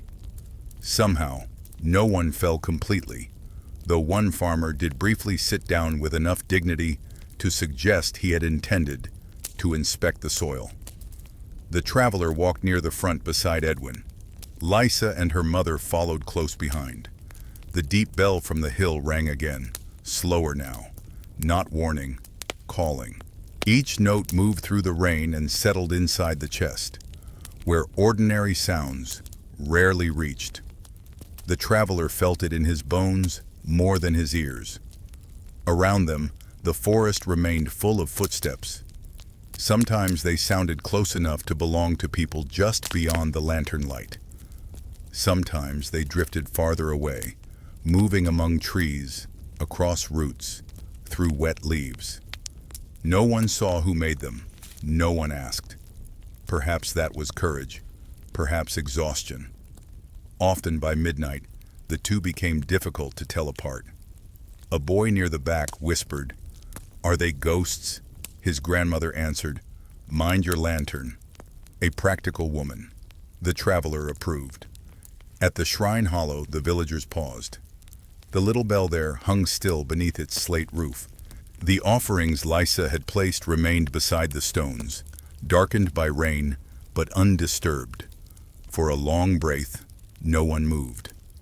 Then Lysa's mother stepped forward and laid her wrapped loaf beside the others. "I remember my mother's hands," she said softly. "Flour on the knuckles, burned scars on one wrist." She said bread listens better when shared. The traveler had no idea whether bread listened at all, but it sounded like something bread might do if given the chance. Others followed. A sprig of rosemary, a carved button, a strip of blue cloth, a copper coin so worn no king's face remained upon it, which was probably an improvement from the coin's point of view. One by one, villagers left small things, not because anyone ordered them, because once one person remembered out loud, memory became easier for the next. An eccentric custom emerged as the widow told it. Long ago, villagers sometimes pressed thumbprints into the underside of shrine loaves before baking, not for decoration, but so the bread carried the shape of the giver's hand. A loaf, then, was not merely food. It was a quiet statement. Someone made this. Someone offered this. Someone was here. The traveler looked at the plain rye loaves in the rain and thought that kings had built towers for less enduring reasons. Then the deep bell rang again. The villagers lifted their lanterns and climbed. The path above the shrine grew steeper. Mist thickened, turning every flame into a soft, golden blur. People began speaking names as they walked, partly to remember, partly to steady themselves. Osric, Mara, Tovin, Elric, Brenna of the Well. Kale, who lost 3 goats in 1 week. He found 2. The third came back in spring. That goat was cleverer than Kale. Even fear could not fully defeat village gossip. The traveler smiled despite the cold. Then the night changed. The rain stopped. Completely. The sudden silence was so vast that everyone halted at once. No drops on leaves. No water running along roots. No patter on cloaks. Only breathing. Only lantern flames trembling in the still air. Above them, the hill lantern shone through the mist. But no dawn came. The traveler looked toward the eastern sky. Nothing. No silvering clouds. No thinning dark. It felt as though the night had stretched itself across the world and decided, with extremely poor manners, to remain there. A child began to whisper, "Why is it still dark?" No one answered, because everyone had noticed. The night was too long. The old stories of 13 rains, broken oaths, and forgotten lanterns had suddenly stepped out of tale and into mud. Edwin gripped his hammer. Alder's voice called from above. "Keep coming." The hermit stood near the crest, his clay lamp raised. Behind him, Rowan leaned beside the stone marker, and the hill lantern burned bright. But between the villagers and the hilltop stood the axe-bearing figure, tall, mist-wrapped, silent. Its lowered blade touched the grass. The crowd recoiled. A few lanterns dipped. "Hold them high," Edwin said. His voice cracked across the slope. "Hold them." The traveler lifted both his lights. Lysa stepped forward beside him. Her mother caught her sleeve, but did not pull her back. The figure did not move. It simply stood in the path, sorrow hanging from it, heavier than rain. The traveler understood what it wanted, not violence, not revenge. It wanted them to turn back, to return to sleep, to leave the work unfinished, to prove forgetting still had power. The villagers began murmuring, "We should go. It is blocking the way. It isn't real." "Then walk through it. You walk through it." A very human debate, all things considered. Alder descended several steps. "That shape is made from what Oakheart refused to face," Rowan added. "So face it. Helpful, not comforting." The widow who had named Osric stepped forward first. She was small, bent, and wrapped in a cloak so old it might have personally known several sheep. "My father kept the lantern during the flood year," she said to the figure. "He was afraid. He went anyway." The figure shifted, barely. Another villager spoke. "My Aunt Brenna brought bread when her own flour was nearly gone." Another. "Elric sang badly because silence frightened him." Another. "Tavern carried oil with a fever." Names gathered, stories gathered, not grand ones, small ones. The kind history rarely bothers to write down, because history has always been a bit too impressed with battles, and not nearly impressed enough with people who go outside in miserable weather because someone should. The axe-bearing figure lowered its head. The traveler felt the pressure in the air ease. Lysa's voice rose, clear and young. "We forgot, but we came back." No one breathed. Then she added, "And we brought broth." The traveler nearly laughed. Alder actually did, softly. The figure stood motionless. Then from the trees on either side of the path, the unseen footsteps resumed. Many steps, slow steps, passing around the villagers, moving uphill. The mist opened, not completely, just enough. The axe-bearing figure stepped aside. The villagers did not cheer. Cheers would have been too sharp for that hour. Instead, they walked, past the figure, past fear, past the place where turning back had seemed easier. As the traveler passed, he looked toward the mist-hidden face. For a heartbeat, he thought he saw not a monster, not a ghost, but a tired man with rain in his beard and regret in his hands. Then the figure faded behind him. At the crest of Oakheart Hill, the village gathered around the burning lantern. Still no dawn came. But now, at least, they stood together inside the dark.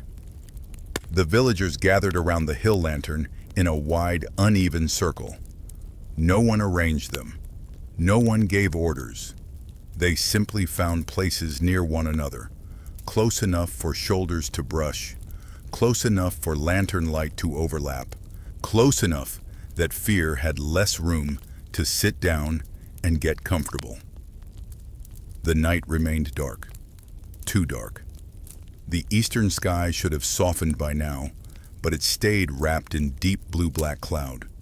The rain had stopped, and without it, the silence felt enormous, as though the whole world were holding a cup to the door, listening. Alder stood beside the stone marker. Rowan opened the old wooden box and laid the bark records upon the wet grass with the care of someone handling sleeping birds. Edwin placed his hammer at the base of the stone. Lysa set the empty basket beside it. Her mother added the wrapped loaf. Then others came forward. Oil flasks, bread, herbs, a wool mitten, a bent horseshoe, one very confused turnip, offered by a farmer who clearly panicked under ceremonial pressure. The traveler looked at it. The farmer whispered, "It was all I had." "Strong choice," the traveler whispered back. "Do you think it counts?" "Tonight, I think everything counts." Rowan lifted one strip of bark. "The old promise had 3 parts," he said. His voice was thin, but the hill carried it. "No living wood from the flowering grove. Bread at the shrine when the first storm comes. A lantern kept here until dawn, so none are left unguided." A villager called softly, "And if dawn refuses?" Alder answered, "Then you keep it until dawn remembers its manners." That earned a few tired smiles. Good. Smiles were small flames too. Lysa's mother stepped forward. "We cannot promise as our grandparents did." The villagers stirred. She continued before fear could twist her words. "We have more mouths now, less land. Storms take roofs. Winter takes stores. People grow tired. A few nodded. The traveler admired her courage. It was easy to speak beautifully of old customs when one was not scraping flour from the bottom of a barrel. She took Lysa's hand. But we can promise something true. Edwin nodded. Say it. She faced the lantern. We will keep the first storm together. Not one watcher left alone. Not one family bearing the whole burden. Bread from whoever has bread. Oil from whoever has oil. Names from everyone. The circle quieted. That was not a return to the past. It was better. A promise shaped for living people. Not remembered shadows. Alder's expression softened. Good. Rowan wiped his eyes and pretended rain had caused it, which was bold, given the rain had stopped. The widow raised her hand. And the grove? Edwin turned toward the forest. No green wood during the flowering rains. Fallen branches only. If a tree must be cut, the village speaks first. Speaks to whom? Someone asked. To each other, Alder said. Then after a pause, and perhaps a little to the trees, it harms no one to be polite. That settled it. Villagers liked practical superstition. It gave them something to do with their hands while feeling profound. A curious custom was renewed then. Rowan showed them how old oath keepers touched thumb to flame-warmed stone, then pressed that thumb against the marker, not to burn themselves, but to leave warmth, oil, and human presence together. Long ago, he said, the mark meant, I stood here while the night was long, simple, strange, perfect. One by one, they did it. Alder warmed a small flat stone near the lantern. Edwin pressed his thumb first, then touched the marker beneath the carved open hand. Lysa followed, then her mother, then the widow, then farmers, shepherds, weavers, children, old men, young women, people who had believed fully, people who had doubted loudly, and people who were still unsure but had walked up the hill anyway, which sometimes matters more. The traveler stood back. This was not his village, but Lysa turned. You too. He shook his head. I'm passing through. You carried the flame. That was mostly because everyone kept handing me lanterns. Still, the circle waited. So he stepped forward, warmed his thumb, and pressed it gently to the old stone. The surface felt cold beneath the heat. For a heartbeat, he imagined countless hands before his, each leaving warmth that faded but somehow mattered. When he stepped away, the hill lantern flared, not wildly, not like magic in a minstrel's tale where everything becomes blue fire and someone starts speaking in rhymes, just brighter, steadier. The mist around the hill thinned. At the edge of the circle, the axe-bearing figure appeared once more. The villagers did not retreat. The figure stood facing the stone marker. Its axe lowered until the blade touched the earth. Then slowly, it turned the axe around and laid it flat in the wet grass. No one moved. Lysa whispered, "He's finished." Alder shook his head gently. "No, we are beginning." The figure's shoulders loosened, as though some weight had finally been set down after generations of carrying it for people too tired to notice. Then it bowed, not to the forest, not to the lantern, to the village. And the villagers, awkwardly at first, bowed back. The traveler found that oddly beautiful. Also slightly funny, because half of them were still muddy, sleep-starved, and one man bowed so deeply his hat fell off. But beauty often wore ridiculous shoes. The figure faded into mist. Where it had stood, only the axe remained. Edwin approached and lifted it carefully. The handle was old, black with rain, but solid. "What will you do with it?" the traveler asked. The blacksmith looked at the marker. "Hang it in the smithy, not as a tool." "As a warning?" As a reminder, better, much better. The eastern sky did not brighten yet, but the darkness had changed. It no longer felt endless. The villagers sat around the lantern, sharing bread, broth, and names. Someone began humming. Someone else joined. The tune was uncertain, then steadier. Not Elric's song, perhaps. Or perhaps exactly his. Lysa leaned against her mother, eyes heavy. Rowan muttered that old knees should be legally exempt from sacred hills. Alder told him the hill had declined the request. The traveler wrapped his cloak tighter and watched the lantern burn. Below them, the ancient woodland stood quiet, not conquered, not explained, simply present. And for the first time that night, Oakheart no longer seemed like a village waiting for something to happen. It seemed like a village remembering how to wait together. Dawn still refused to arrive. That was the first thing the villagers noticed once the songs faded and the bread grew quiet in their hands. The second thing was that the lantern was still burning. Steadier now, but not brighter in the way mornings usually demand. It was as if the world had paused just long enough to make a point and then forgotten what the point was. Edwin stood first. "That's not normal." Alder gave him a tired look. "I'm relieved you've noticed." Rowan stretched his back and immediately regretted existing. "It has happened before," he said. "When?" the traveler asked. Rowan hesitated. "Once." "That is not reassuring." "It is historically consistent." Lysa yawned loudly, then blinked at the sky. "It feels like morning should be here." Her mother tightened her cloak around her shoulders. "It should." The traveler looked toward the eastern horizon. No color, no break in the clouds, just a deep, endless gray pressing down like an unfinished thought.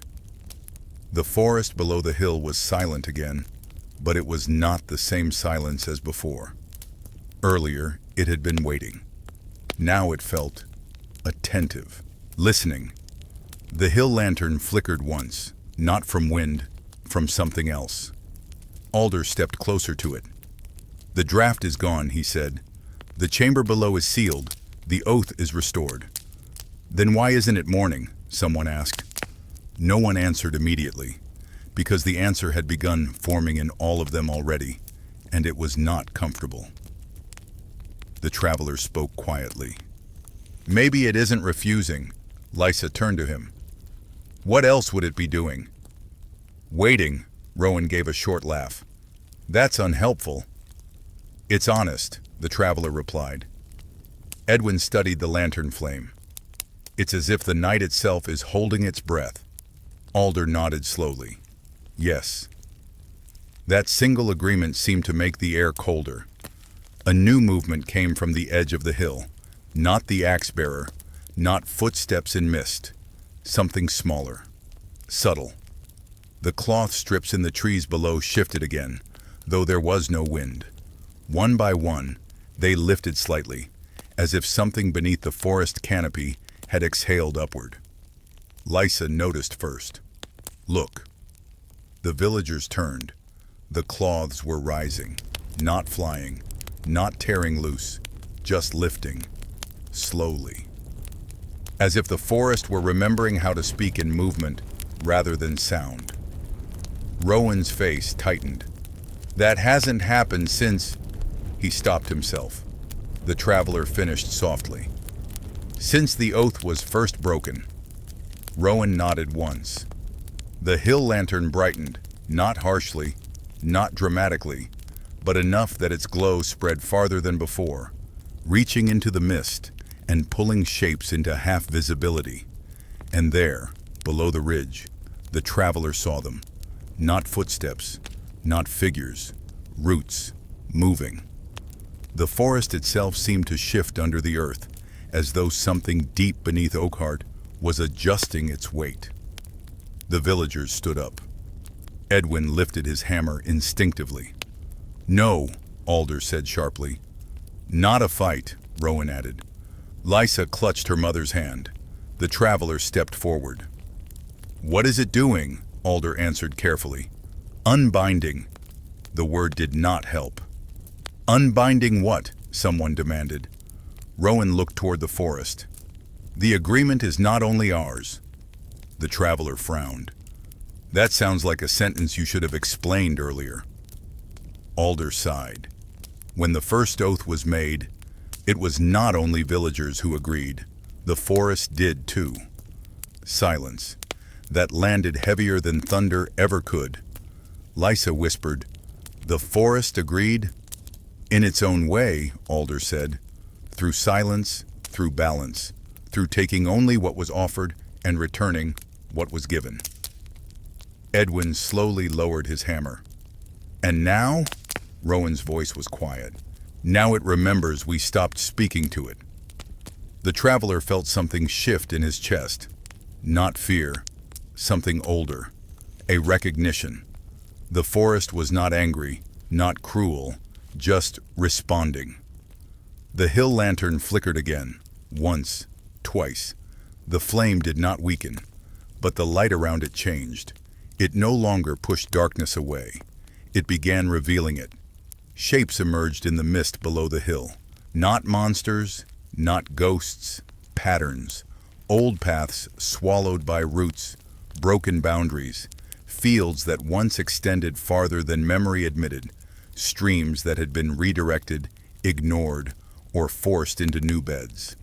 The forest was showing what had been changed, not punishing, correcting. A child whispered, It's waking up.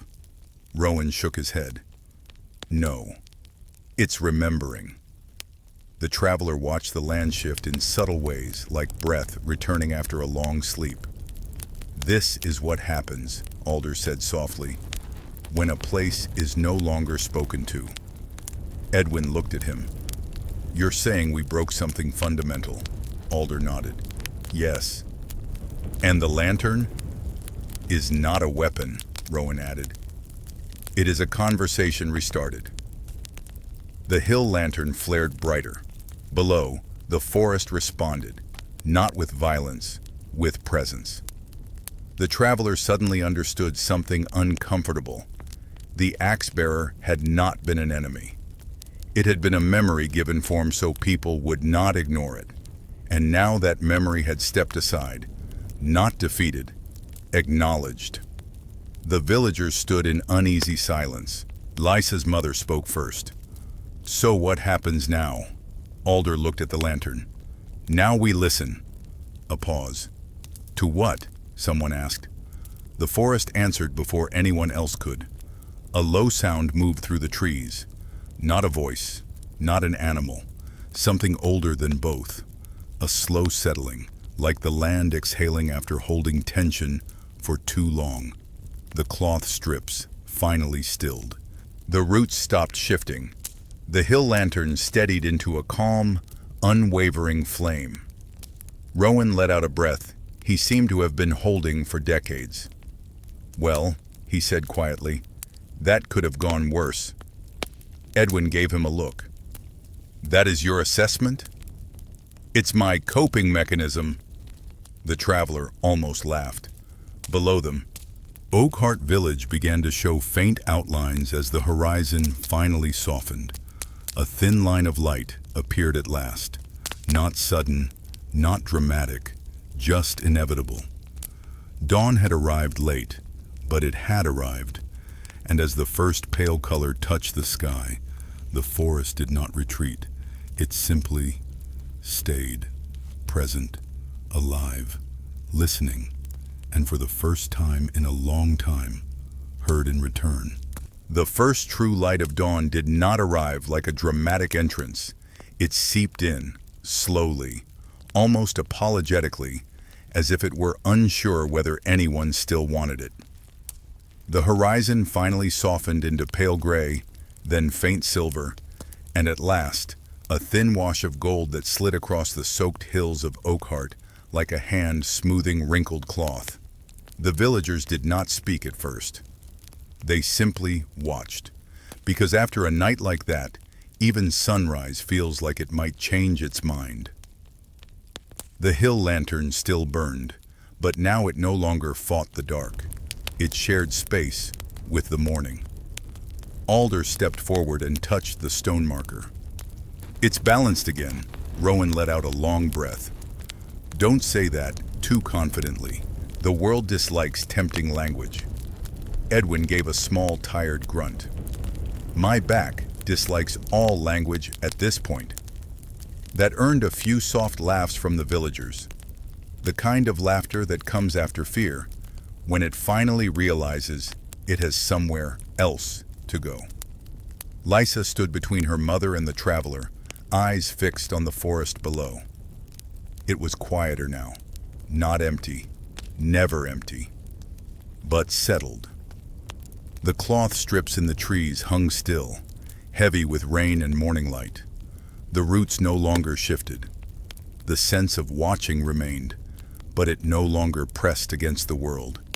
It was simply there, like an old neighbor who had stopped knocking and started just sitting on the porch, waiting to be spoken to again. The traveler adjusted the strap of Edwin's lantern, now dimming gently beside him. "So that's it?" he asked. Rowan raised an eyebrow. "You were expecting thunder and fireworks?" "I don't know what I was expecting. Possibly fewer underground chambers." "That is a reasonable life expectation," Rowan admitted. Alder began gathering the bark records carefully back into their box. "It is not over," he said. That quiet statement pulled everyone's attention. Lysa frowned. "But the lantern is lit. The oath is restored." "Yes," Alder said, "but restoration is not the same as forgetting what broke." Edwin nodded slowly. "It's maintenance now." Rowan groaned. "Of course it is. Everything important is maintenance. No one tells you that when you're young." The traveler looked toward the village below. Oakheart was waking properly now. Doors opened. Smoke rose again. Someone shouted at a chicken. A dog barked with renewed enthusiasm for existence. Ordinary life returning, slightly damp but stubborn. He felt something settle in him too. Not belonging, not quite. Something closer to understanding. Lysa tugged lightly at his sleeve. "Are you leaving?" It took him a moment to answer. The road in his mind stretched in both directions at once. Behind him, Oakheart, still, wet, alive, remembering. Ahead, the unknown paths that had once felt simple and now seemed less important than they used to. "I usually do," he said finally. "That's not an answer," she replied. He smiled. "It's the best I've got." Her mother stepped closer, studying him. "You helped bring the lantern back. I mostly carried things and tried not to fall off hills." "That still counts," she said. Edwin crossed his arms. "You'll be welcome here." The traveler blinked. "That sounds dangerously permanent," Rowan chuckled. "No one said anything about permanent. Just welcome." Alder closed the bark box. "Go where you need to go, but remember what you saw here. I'm fairly sure I won't forget it." "Good," Rowan said. "That's the first kind of promise we actually expect people to keep." A breeze moved through the hill, gentle now. The storm had fully passed. The forest below shifted, not in unrest, but in quiet continuation. Life resumed its rhythm, as it always had. Nothing conquered, nothing lost, just retuned. The traveler stepped back from the stone marker. Lysa held something out to him. A small piece of bread. Rye, simple, still warm. "For the road," she said. He took it. "Thank you." She hesitated. "Will you come back?" It was a simple question, and somehow heavier than the night itself. He looked down at the bread in his hand, then at the hill, then at the village. "I think," he said slowly, I might have to learn where Oakheart is, again, the next time I pass through. That seemed to satisfy her, which he realized was its own kind of answer. Rowan raised a hand in farewell. Try not to find any more underground civilizations on your way. I'll do my best, Edwin nodded once. If you do, bring better boots. I'll consider it. Alder gave a final, quiet look. Traveler. Yes? Tell others what you saw. Not as warning, as memory. The traveler nodded. I can do memory. That's all anyone ever really does, Alder said softly.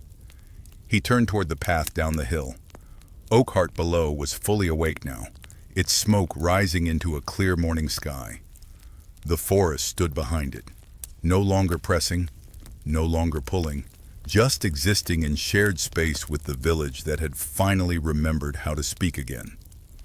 As he walked away, the traveler did not feel like the story had ended, more like it had settled into something calmer, something that would last. And behind him, on Oakheart Hill, the lantern continued to burn, not against the night this time, but alongside the day.